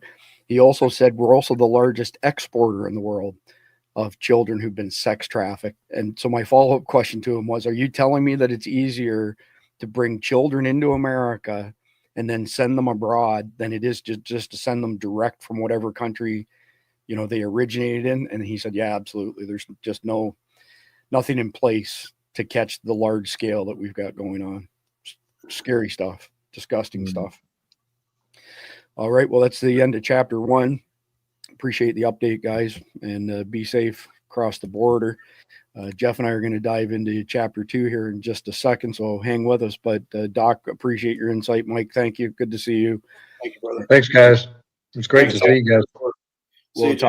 We'll talk to you all soon. Jeff and I will be right back after this short message from CCW Safe. Necessity truly is the mother of all invention. And there's so many successes like yours where the product didn't exist, the company didn't exist, and you had to invent it yourself to fill that void. What we provided, even at the time when we started CCW Safe, it was really better than what most officers were getting through their unions or departments. And you mentioned earlier about competitors. I fully believe that whatever, all of our competitors are going to do exactly what they say they're going to do. It's just we do it a little different. We're not an insurance company or a critical response team. We're really the only one in the industry that has a dedicated critical response team like we have. And, that first 48 hours is so important to lock down. So we just do things differently.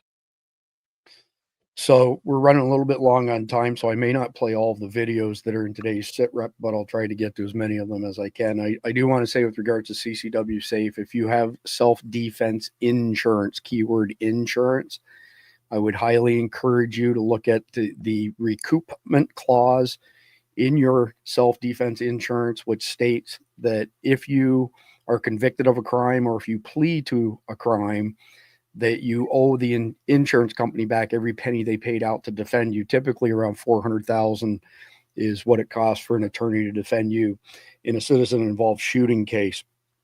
95% of the time, your attorney is going to tell you to take the plea deal from the DA so that you don't go to jail potentially for decades. And the second you do that, you owe the insurance company the money back. Nobody's defending you on the civil side. It all goes downhill from there. But CCW Safe sells member benefits, not insurance. Big distinction there. All right, getting into chapter 2. So, Jeff, I was actually surprised that this wasn't a higher number than what it says here. This is militarytimes.com. More than 2/3 of reserve troops are overweight. And when we had all the guys on supporting Pete Hegseth, Bill Brown, and the rest of the team guys, the rest of the SEAL guys, they all lamented the fact of the hit to our lethality because of youngins not being in good physical shape, and not because they're inactive. It's mostly because the food supply has been poisoned. But other than Maha, Jeff, how do we overcome this? Well, for the military, we got to get back to, you've got to be able to, everybody in the military has to be able to fight, which means everybody in the military has to be in some sort of minimal physical shape. I mean, when you get through with basic, I was not in the military, so I'm not speaking firsthand, but guys who get done with basic are in good shape. SEALs who finish Hell Week, they're beat to crap, but they're in good shape. What happens then is they get put into these jobs where they're sitting at a desk, and there is no physical requirement that they stay in shape. And it's easier to stay in shape than to get fat and then lose the weight and get in shape. And if they were in shape when they left basic, it's incumbent upon the military to say, okay, just like a cop has to go to range day to prove he can still fire his weapon, these guys need to go out and say, okay, you've got to go out and run a mile.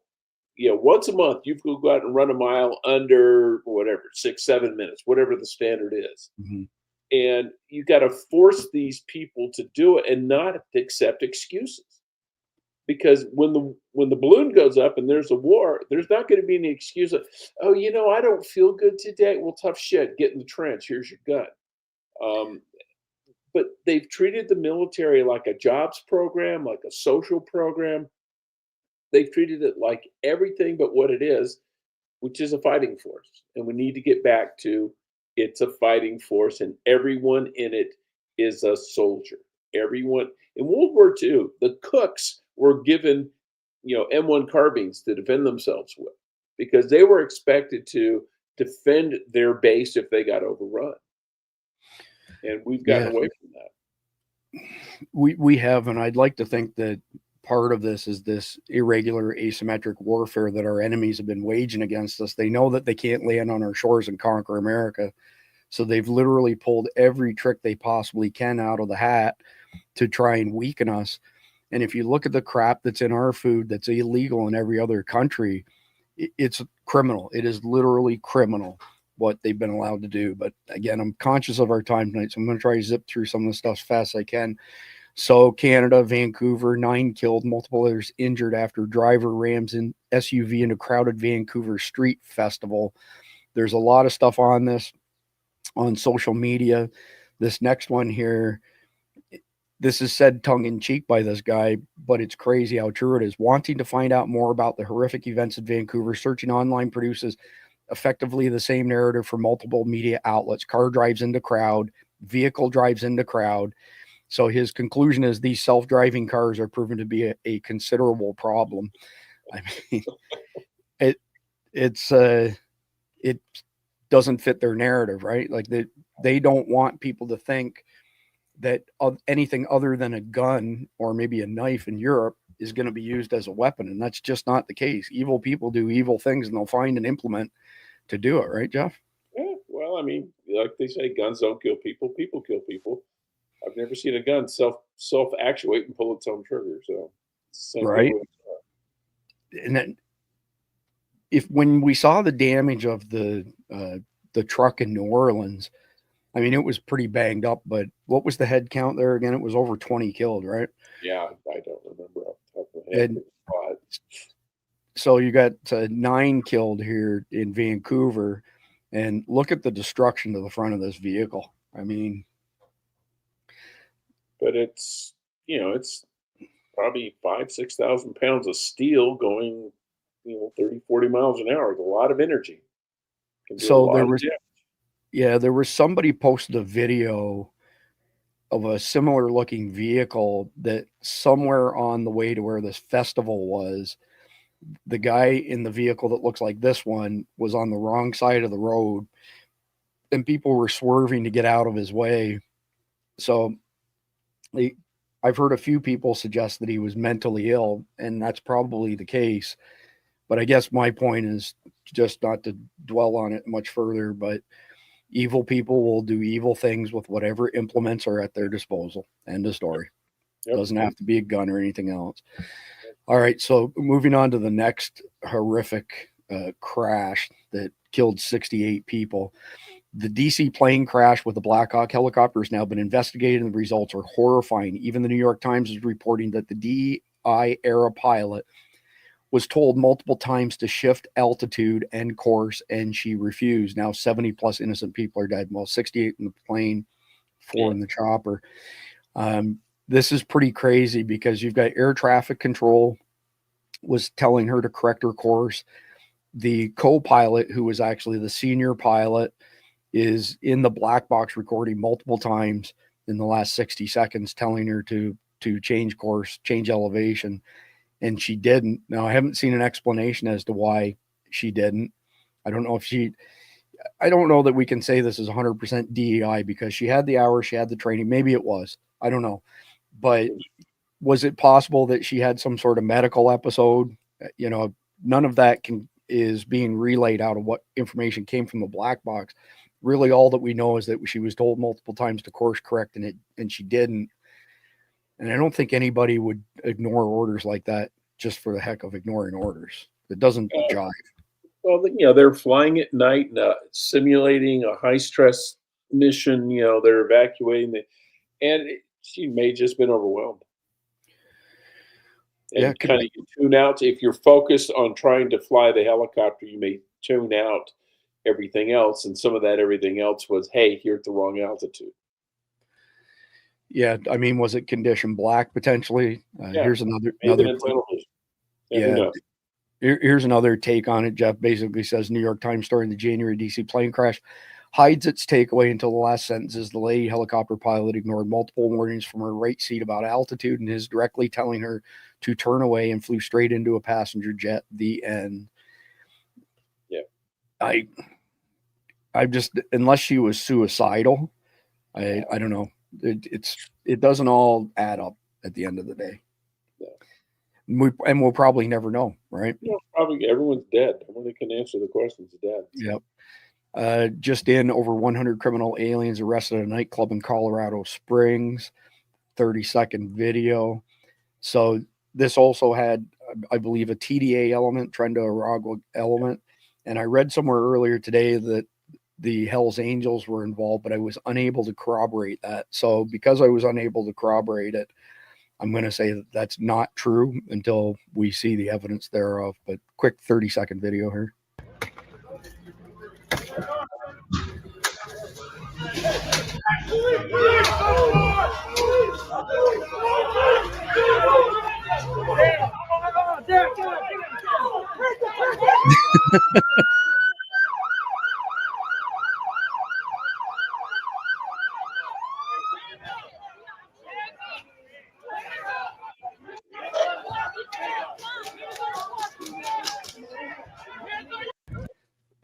Well, I mean, I'm sitting here laughing. I'm glad to see that nobody was shot.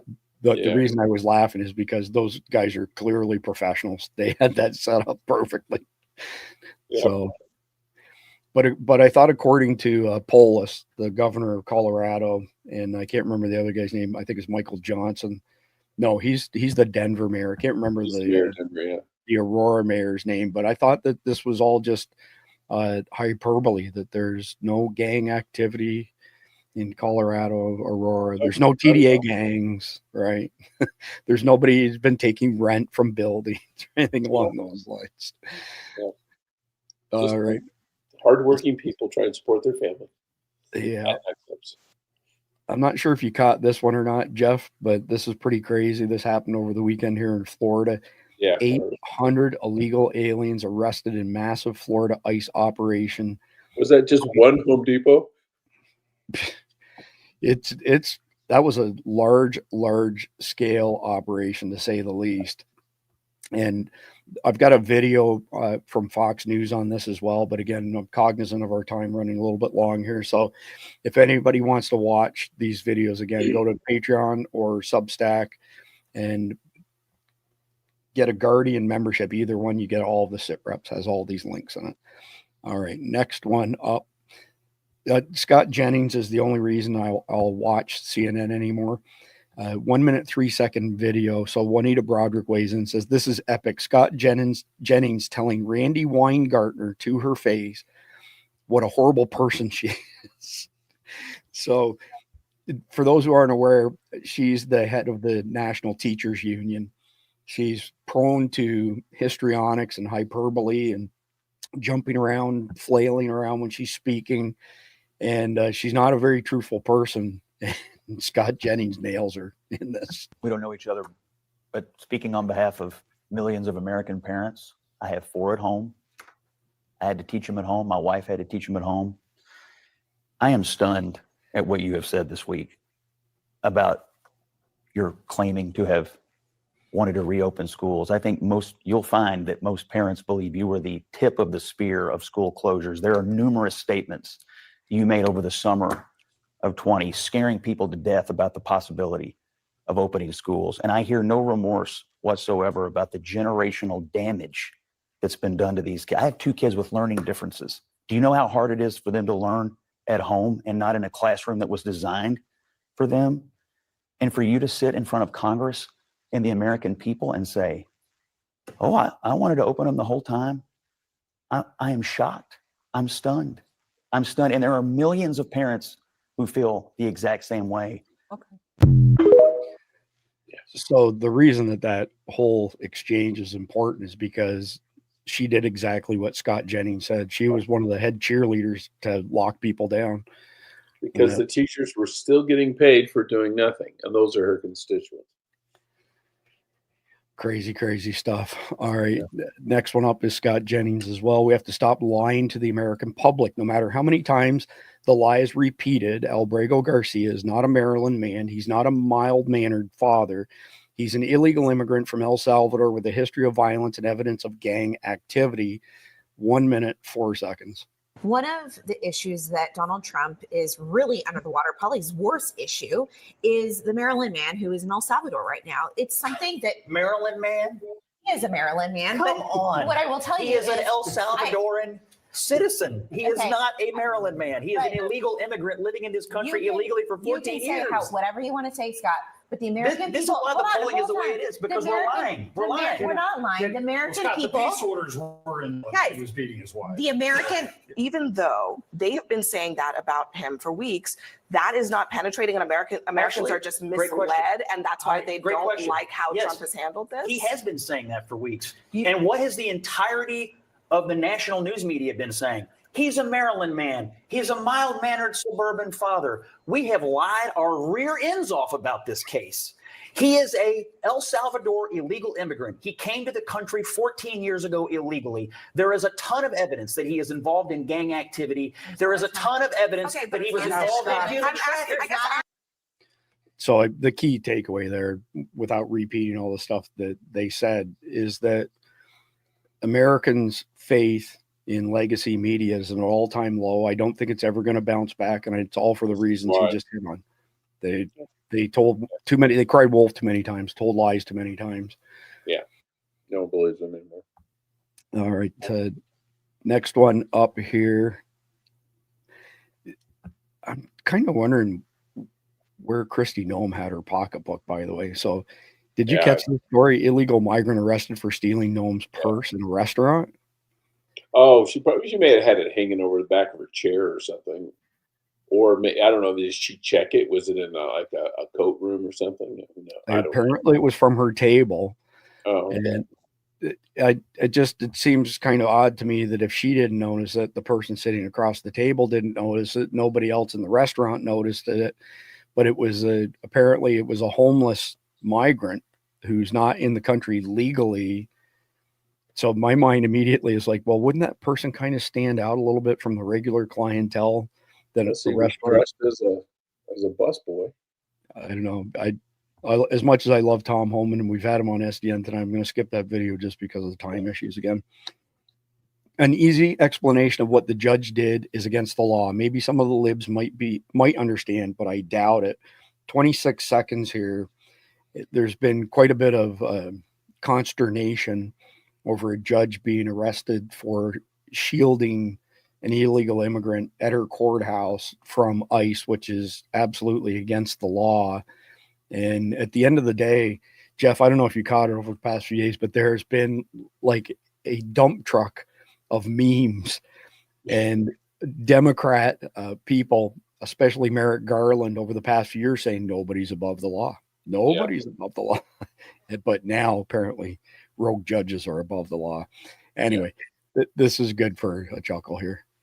Let's strip the politics out of it. This is a crime. If they can prove what happened here, it is a crime. This judge, let's strip the Trump of it all out. Let's strip the immigration of it all out. Let's say law enforcement shows up at a building with an arrest warrant. They're looking for person A. Person B then says, hey, there's a secret escape door out back.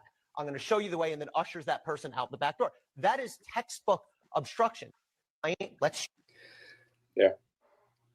So I've got one more, Jeff, and then I want to hear your comments on this. This is specific on Judge Dugan doing what all of us will be called upon to do in the days and weeks and months to come. She didn't obstruct justice. She obstructed fascism. I'm not going to play the whole video, but I'll play enough of it. So Judge Dugan was in her right in doing what she did. She didn't obstruct justice. She obstructed fascism in this case. Because you're saying obstructing justice would be if this had been a court order signed by a judge, which it was not. So, as right. you know, Right. Even in that case, it does not make sense. We should not have ICE agents in a protected space like a courtroom any more than we want ICE agents going into an operating room or a classroom. Those have historically been protected spaces that are off limits to ICE, and with good reason. You want people feeling safe and secure in a courthouse. So, Jeff, I'm pretty sure that this is the brainiac behind the gun-free zone signs. That's the vibe I'm getting off of. I'm sorry, but when is a courtroom where you can be sentenced to death a safe space? Well, I mean, again, if they put a sign up, it says so, it says so. But here's the interesting thing that he was wrong about. And I haven't seen anybody in the legacy media get this right. ICE does not need a warrant to make an arrest, period, full stop. So this Section 87 of the Immigration and Nationality Act provides ICE the authority to arrest aliens without a judicial warrant. In fact, no judge in this country has the authority to issue a warrant for a civil immigration violation. Congress, by statute, vested this authorization solely to supervisory immigration officers. Local police officers don't need a warrant when they encounter someone breaking the law in a public space, and the same holds true for ICE officers. Obstructing or otherwise interfering with an ICE arrest is a crime, and anyone involved may be subject to prosecution under federal law. In addition, encouraging others to interfere or attempt to obstruct an arrest is extremely reckless and places all parties in jeopardy. I mean, once again, the experts prove they're idiots. Experts, yeah. So anyway, we're picking up a little bit of time here. So this is actually the last one for chapter 2. So there have been more than 60 coordinated attacks on Tesla, resulting in an estimated $20 million of personal property damage and over $460 billion in market cap. One of the most radical groups behind this domestic terrorism movement is the Disruption Project. Well, they are funded 100% by the Tides Network. They even share the same floor in the same building. The prominent donors who fund Tides are David Rockefeller Jr., George Soros, and Susan and Nick Pritzker, which means they are the prominent donors of the Disruption Project, which means they are the architects of the Tesla protests. Again, sounds like a good RICO case. So, number one, Susan and Nick Pritzker are Governor Pritzker's family. And the reason that he's the governor of Chicago is because they kicked him out of the family business because everything he touched, turned into a steaming pile of what. But this is pretty crazy. I want to add one more point to it that's not captured in this article. So if you look at Tesla year over year, they're actually 70% up where they were last year at this time. So they hit a peak. They've fallen down about 20%, actually about 30% as a result of all this shenanigans, but they've rebounded back up. Now they're only 20% below their previous high, but they're still 70% above where they were last year at this time. So I don't know what your thoughts are, but I don't think that they're going to take Elon and Tesla down, is my opinion. I don't think it's going to happen. I don't think so either. All right, It'll- so that's officially the end of chapter 2. We're going to roll straight into chapter 3 here. So, breaking: the White House has placed yard signs around the historic property with the mugshots of arrested and deported criminal aliens and their crimes. And Benny Johnson here calls that an alpha move. What's not noted here is that when the legacy media shows up to conduct interviews, this is where they have to conduct their outdoor interviews. It's always in the background. Everything that they do. So passive aggressive on the president's side. It's absolutely hilarious. So I actually think somewhere maybe in chapter 3, I might have a video of a newscast where they've blurred out all of the faces and they've said it's our job to protect these people. And because they haven't had due process and blah, blah, blah, blah, blah, it's actually pretty comical. So hopefully I have that video queued up somewhere in here. But the next one up here, this is funny, from Sky News Australia. They have this segment that they call Lefties Losing It. And it's pretty funny. It's 14 minutes and 14 seconds long. I'm just going to play the beginning, but their content's pretty comical at times. Losing it. And let's start with a particularly toxic brand of Christianity that appears to be devoid of God and goodness, but full of hate and loathing. Here is Atlanta preacher and far-left lunatic Jamal Bryant dehumanizing half the country by calling Republicans roaches. Roaches only start running when you turn the lights on. As long as the lights are out, they gonna be comfortable eating your cereal. Y'all ain't saying nothing, climbing in your cupboard. But when you turn the light on, all of the roaches gotta start moving. I came to give a warning. Elon Musk, the light is getting ready to come on. Donald Trump, the light is getting ready to come on. JD Vance, the light is getting ready to come on. So I was kind of hoping that maybe in addition to the light coming on, that it could do something about that. Like in between everything he says. Oh my God. The first time I heard it, my volume was up too high. Dang near took my ears. Yeah. Maybe they could get him an oxygen tank or something like that. That might help. All right. Next one up. The thief who snatched DHS Secretary Kristi Noem's purse has been arrested and is in the country illegally per DC U.S. Attorney Ed Martin. This dude just bought himself a one-way ticket to El Salvador. Very few people will experience the level of FAFO this guy is in for now. Yeah, talk about snatching the wrong purse. Yeah, no kidding. All right, next one up. This is pretty crazy. So right now, the Democrats' top 4 heroes in America are a murderer named Luigi, a murderer named Carmelo, an MS-13 illegal gang member, and a Palestine Hamas supporter. I mean, these are their heroes, and this is the one that happened in Frisco. And of course, the day that it happened and all the reports came out, this kid was somewhere he wasn't supposed to be. They asked him to leave, and he told them to, try and make him leave. And, the young man grabbed his book bag and he stabbed him in the heart. But now they've raised, hundreds of thousands of dollars, brand new $150,000 Escalade, $900,000 home.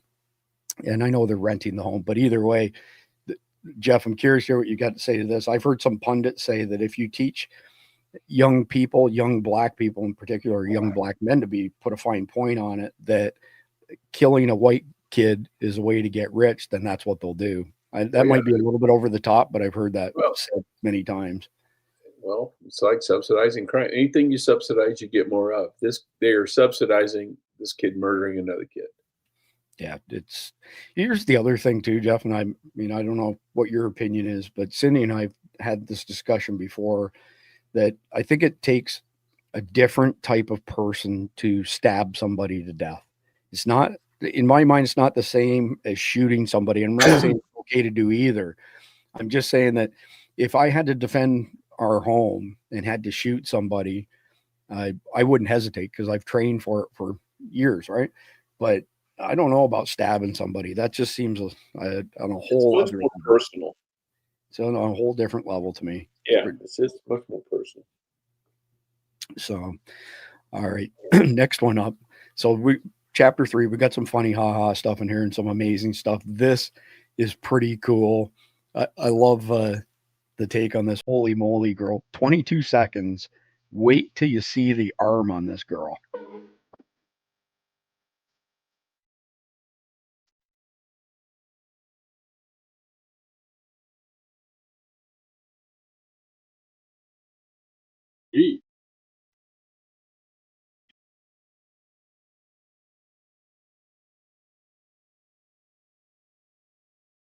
That's freaking incredible, huh? She's got better arm than Sanders does. Unbelievable. She's got better arm than I do. Pretty amazing. All right. This one here, shape shifting, what they call it, shape shifting journalism. Every time we hear a Hispanic name on TV, whether or not the anchor is Hispanic, we suddenly have to shapeshift into a perfect Hispanic accent. Police arrested 12-year-old Ilan Alain Sanchez. And I mean that honestly. Why do we do that? When I say Alejandro Mayorkas, I just say Alejandro Mayorkas. But on CNN, it's Alejandro Mayorkas. I'm Irish. When police arrest someone with an Irish name, I don't say, police just arrested 25-year-old Charlie McLaughlin. Charlie McLaughlin. Stop that. Stop. And it's for and everything that I just mentioned, that America elected Donald Trump in 2016 and then elected Donald Trump again in 2024. Every time. Oh my God. That's good. That's a good point, though. Really good point. Yeah. So the mugshot of activist judge Hannah Dugan crying and wearing orange was confirmed an AI generated picture. Her actual mugshot was released this morning, looking great, Hannah, FAFO. So of course, Hannah or Harold. I mean, she looks like a dude. Well, okay, let's have an audience poll here. If you think that this judge is a dude, put a 1 in the chat. If you think it's a girl, female, put a 2 in the chat, regardless of what platform you're on. And if you think it's a Pat from Saturday Night Live, put a 3 in the chat. So 1, it's a dude. 2, it's a female. 3, it's Pat. We've already 3 threes. Oh, that's too freaking funny. All right. Next one up. Russian and African girls. What do you notice? 24 seconds.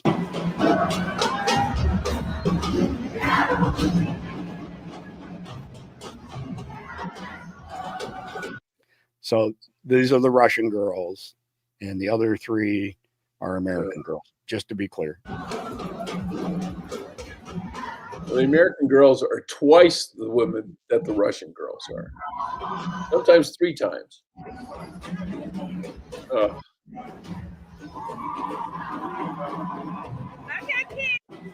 So the question I want to know the answer to, Jeff, is did the American girls eat the Russian girls? Is that what happened here? Probably did. Let's see what the polls say here. We got some number 4s. Not sure what number 4 is. We got a bunch of 3s on different platforms. People who think it's a Pat. We've got some 1s over on Rumble. I think it's a dude. I think that consensus is that it's pretty much anything but a female. Yeah. All right, next one up. And we're going to do an audience poll on this one as well. And I'm going to play the 5-second video, and then I'll give you the question. Oh!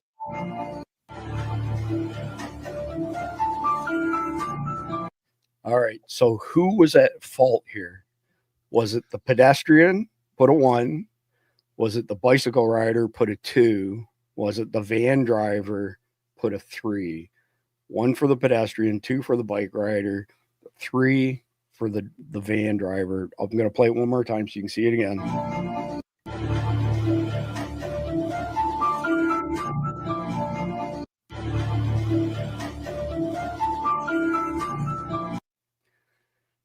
Well, the pedestrian's in a crosswalk, and a bicycle is a vehicle. So the vehicle has to yield the right of way to a pedestrian in a crosswalk. Pedestrian was stupid because he stopped and then did that whole little dance. He pushed the bicyclist down thing. And the van, well, for the van, the pedestrian, you're supposed to let him clear the crosswalk completely before proceeding, but the van didn't hit wasn't going to hit the pedestrian, just the bicycle.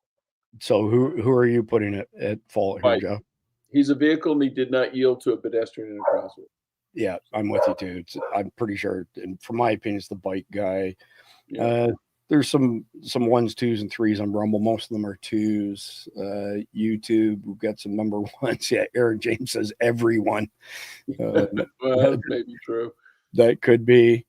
All right. And I love this next one. So Gunther Eagleman answers this. So the person in the picture says, I'm not a boy or girl. Where do I pee? And Gunther's answer is a mental asylum. Absolutely. Yeah. Mega. Make asylums great again. Yes.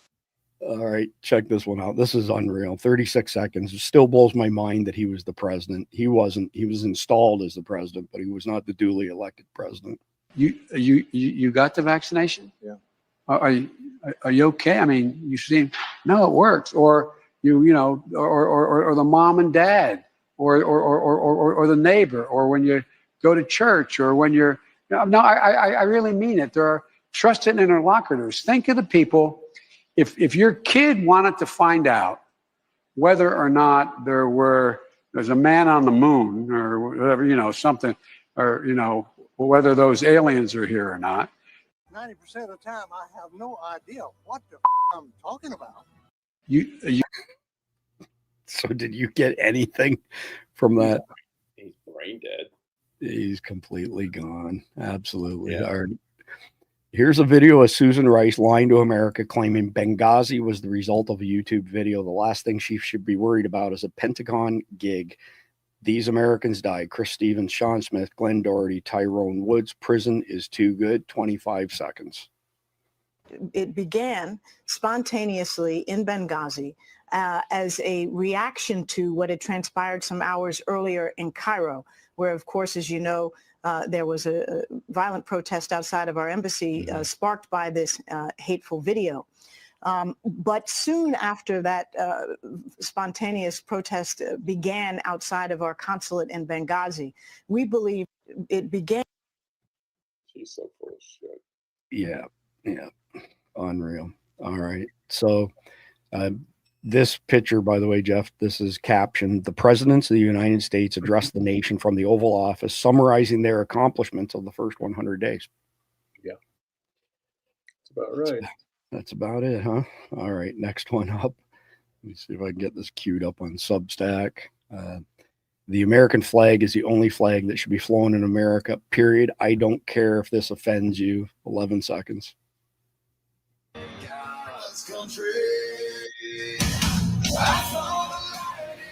Big ass flag.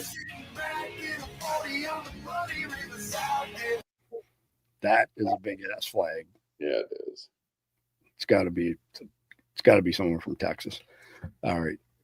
Mohammed from Bangladesh, mayor of Brighton in England, can hardly speak English.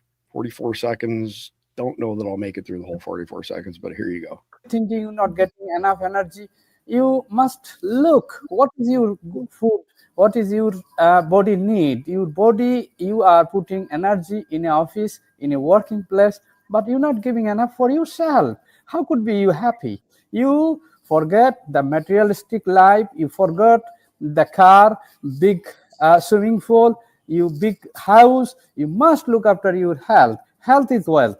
If good health, good life. No health, no point you having swimming pool. If you haven't got health, no point. Wow. It's enough for him. England is lost, man. All right.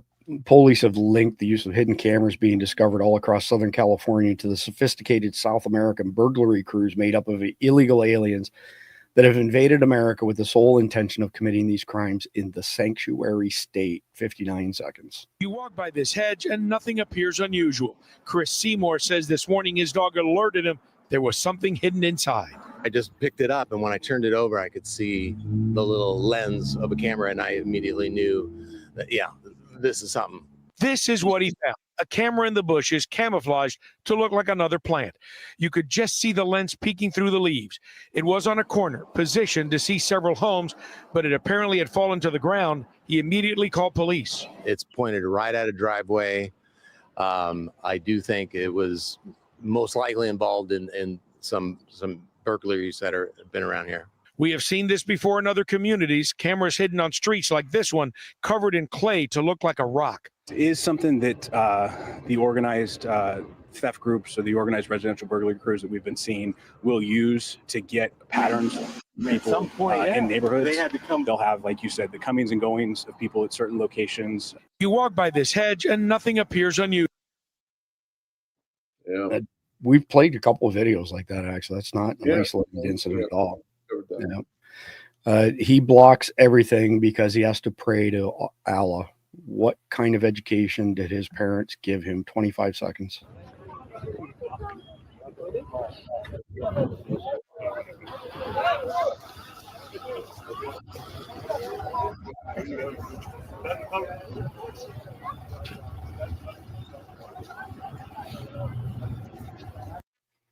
Can you imagine? Well, they didn't give him a lesson in self-preservation. Clearly not. All right. So next one is from Comrade Bernie. We're here to stay. Get over it. Wait for it when Bernie gets trolled while speaking. 29 seconds. In 1968, when he stated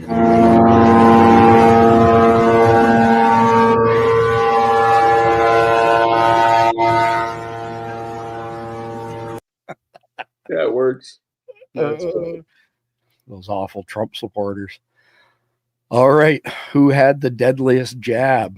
We'll go around in order. Muhammad Ali. Is that Joe Frazier, by the way? It's Joe Frazier. Yeah. That's what I thought. Just a tad before my time. I grew up with Ali, Mike Tyson, and Fauci. So who had the deadliest jab? 1, 2, 3, or 4. So Muhammad Ali, Joe Frazier, Mike Tyson, and Fauci. Just put a 1 to a 4. But check this out. Cowboy Roy Rogers got censored by YouTube for saying judge has man boobs. I'm approving that. Okay. We're not going to hide that stuff. All right. So who said it, Trump or Biden? Racial quotes. It's 4 minutes long. I'll play maybe the first minute or so. I'm going to read you a quote, and then you have to guess if Trump or Biden said it. Sure. Okay. You cannot go to a 7-Eleven or a Dunkin' Donuts unless you have a slight Indian accent. Who do you think said that, Trump or Biden? Unless you have a what kind of accent? A slight Indian accent. Trump. you cannot go to a 7-Eleven or a Dunkin' Donuts unless you have a slight Indian accent. I'm not joking. The next one is poor kids are just as bright and just as talented as white kids. Wow. Which one of them said that, you think? Trump. We have this notion that somehow if you're poor, you cannot do it. Poor kids are just as bright and just as talented as white kids. Wealthy kids, black kids, Asian kids. No, I really mean it. Would you be surprised if I told you that both of those Biden said? Very surprised. But prayerfully, he turned a new leaf and he's a different person today. Did you hear the quote that he said more recently during an interview where he said, if you don't vote for me, you ain't black? Quote, you ain't black. What? No. Where did they? Where was that? Charlemagne the God. Aired. The list just goes on and on. Oh yeah, he's an idiot. Yeah. Black Chick-fil-A worker has a meltdown over being assigned outside while white coworkers stay inside.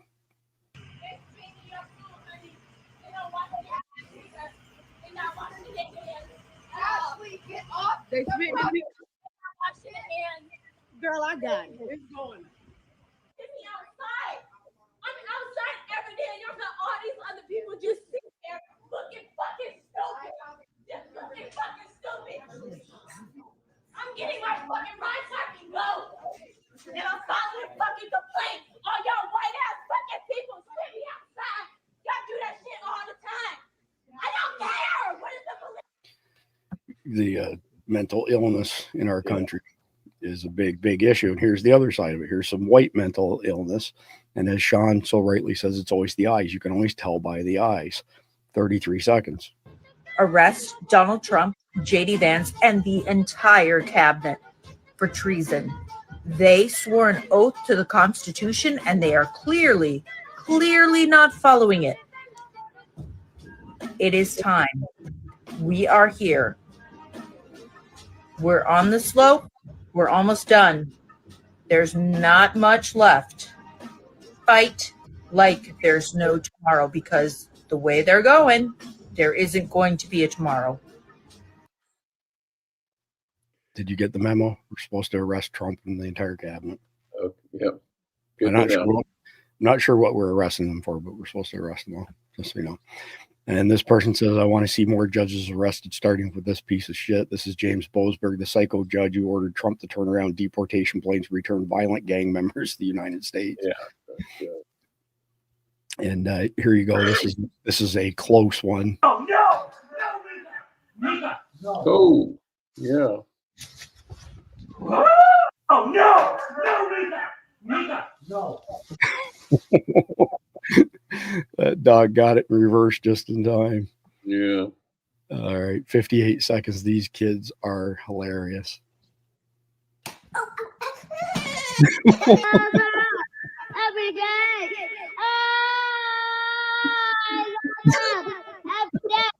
Oh, God,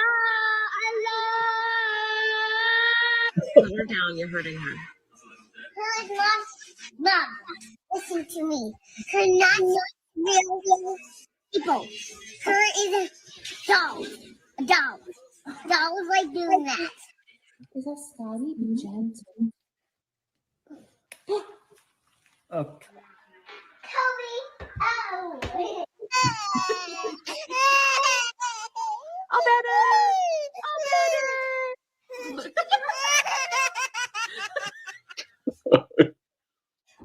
Hi.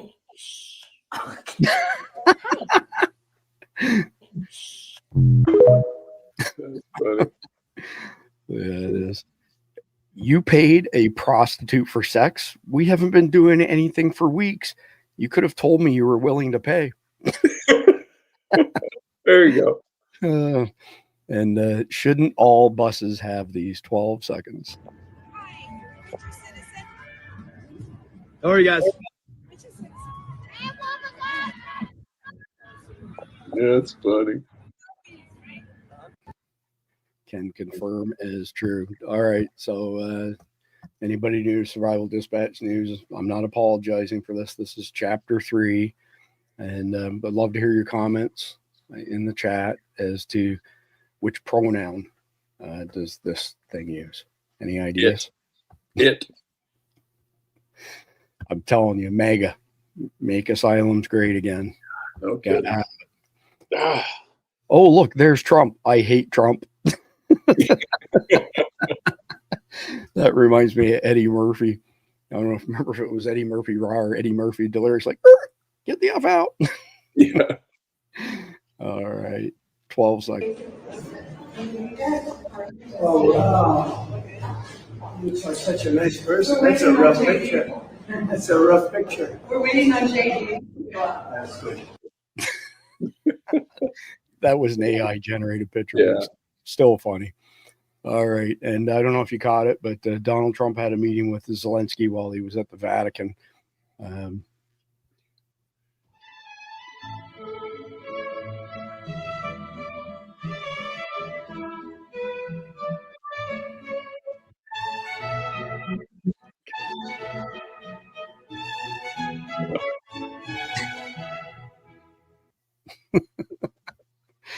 Oh my. And we're back to Bernie, that guy who comes to a potluck empty-handed, complains about the food everyone else brought, and then tries to take all the leftovers. Yeah. All right. All takeovers are officially canceled.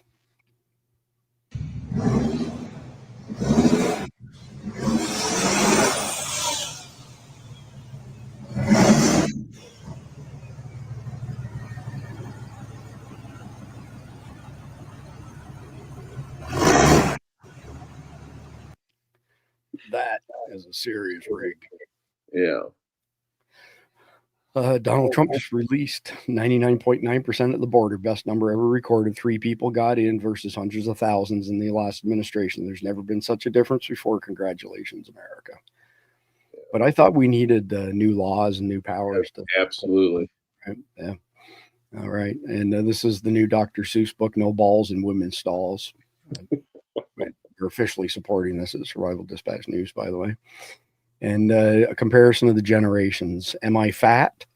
Boomers, you could lose a few pounds. Millennials, no, you're beautiful. Gen Z, we don't body shame. Of course you're not. Gen X, I know 5 fat people and you're 4 of them.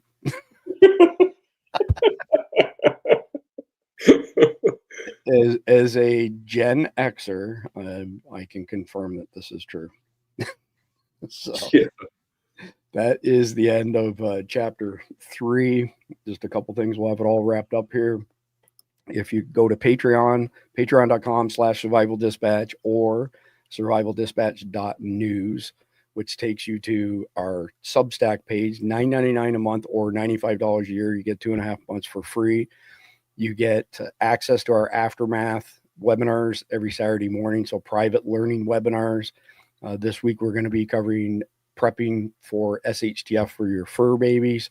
Last weekend, we covered being gas station ready. The weekend before that, we covered putting together your home defense plan.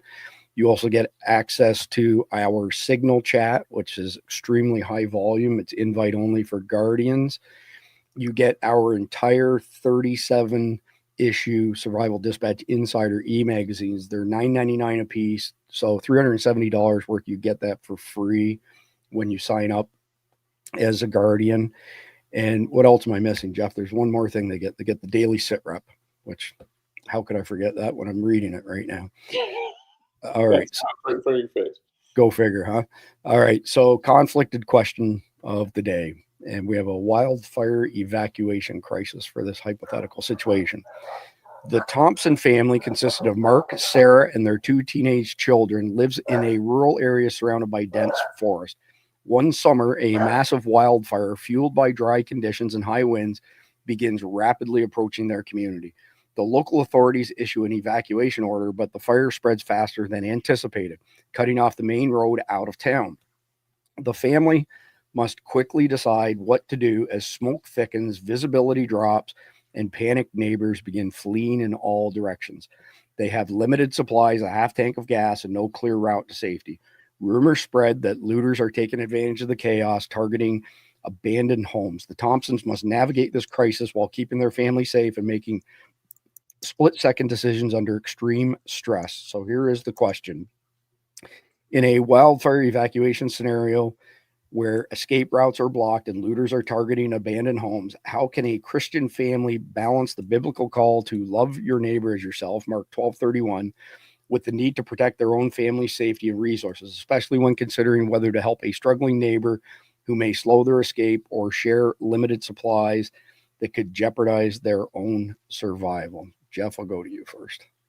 Well, in a wildfire situation, it's a little different than a shit hit the fan situation because it's by definition temporary. So you've got to survive the initial onslaught of the fire, and either your house gets burned to the ground or it doesn't. But your primary objective is to save yourself and your family, and that may be staying in place if you've got a storm. You've got a bomb shelter, fallout shelter, something underground where even if the fire goes over, you can survive it. But in this situation, we think if you can help as many of your neighbors as possible, help as many of your neighbors as possible. If you're deciding to flee and you've got a room in your car for one more person, put one more person in your car. Because you're not worried so much about what's going to be going on in 6 months. You're worried about what's going to be going on in 6 hours. Yeah, I agree with you 100%. I can't imagine being able to live with myself if, like you just said, you have room in your vehicle and you didn't stop to help somebody, and then lo and behold, you find out that they were killed in this situation because you didn't stop and pick them up. I can't imagine. Yeah. So you got to help people to the best of your ability, as well as the fact that, not that it's a good thing, but a lot of these fires travel so fast. It's not like you're going to be going days on end without food and water and no assistance. So even if you have a limited amount of food and water in your vehicle and you have a couple extra people, I think you're going to get through the next 24 to 36 hours as long as the fire doesn't burn you out, sort of thing. But all right, well, appreciate your time, Jeff. It was a good episode. We've got a 2 minute and 32 second video to wrap up. It's called Thank God for America, and appreciate everybody out there. Please like, share, comment, subscribe, and God bless America. Good night, everyone. And they're using the word God again, and they're not hiding from it, and they're not being told to take it down, and they're not saying we can't honor God. In God we trust. So important. Even in the darkest night, thank God for America. When it's time to stand and fight, thank God for America. Through every struggle, even when we fall,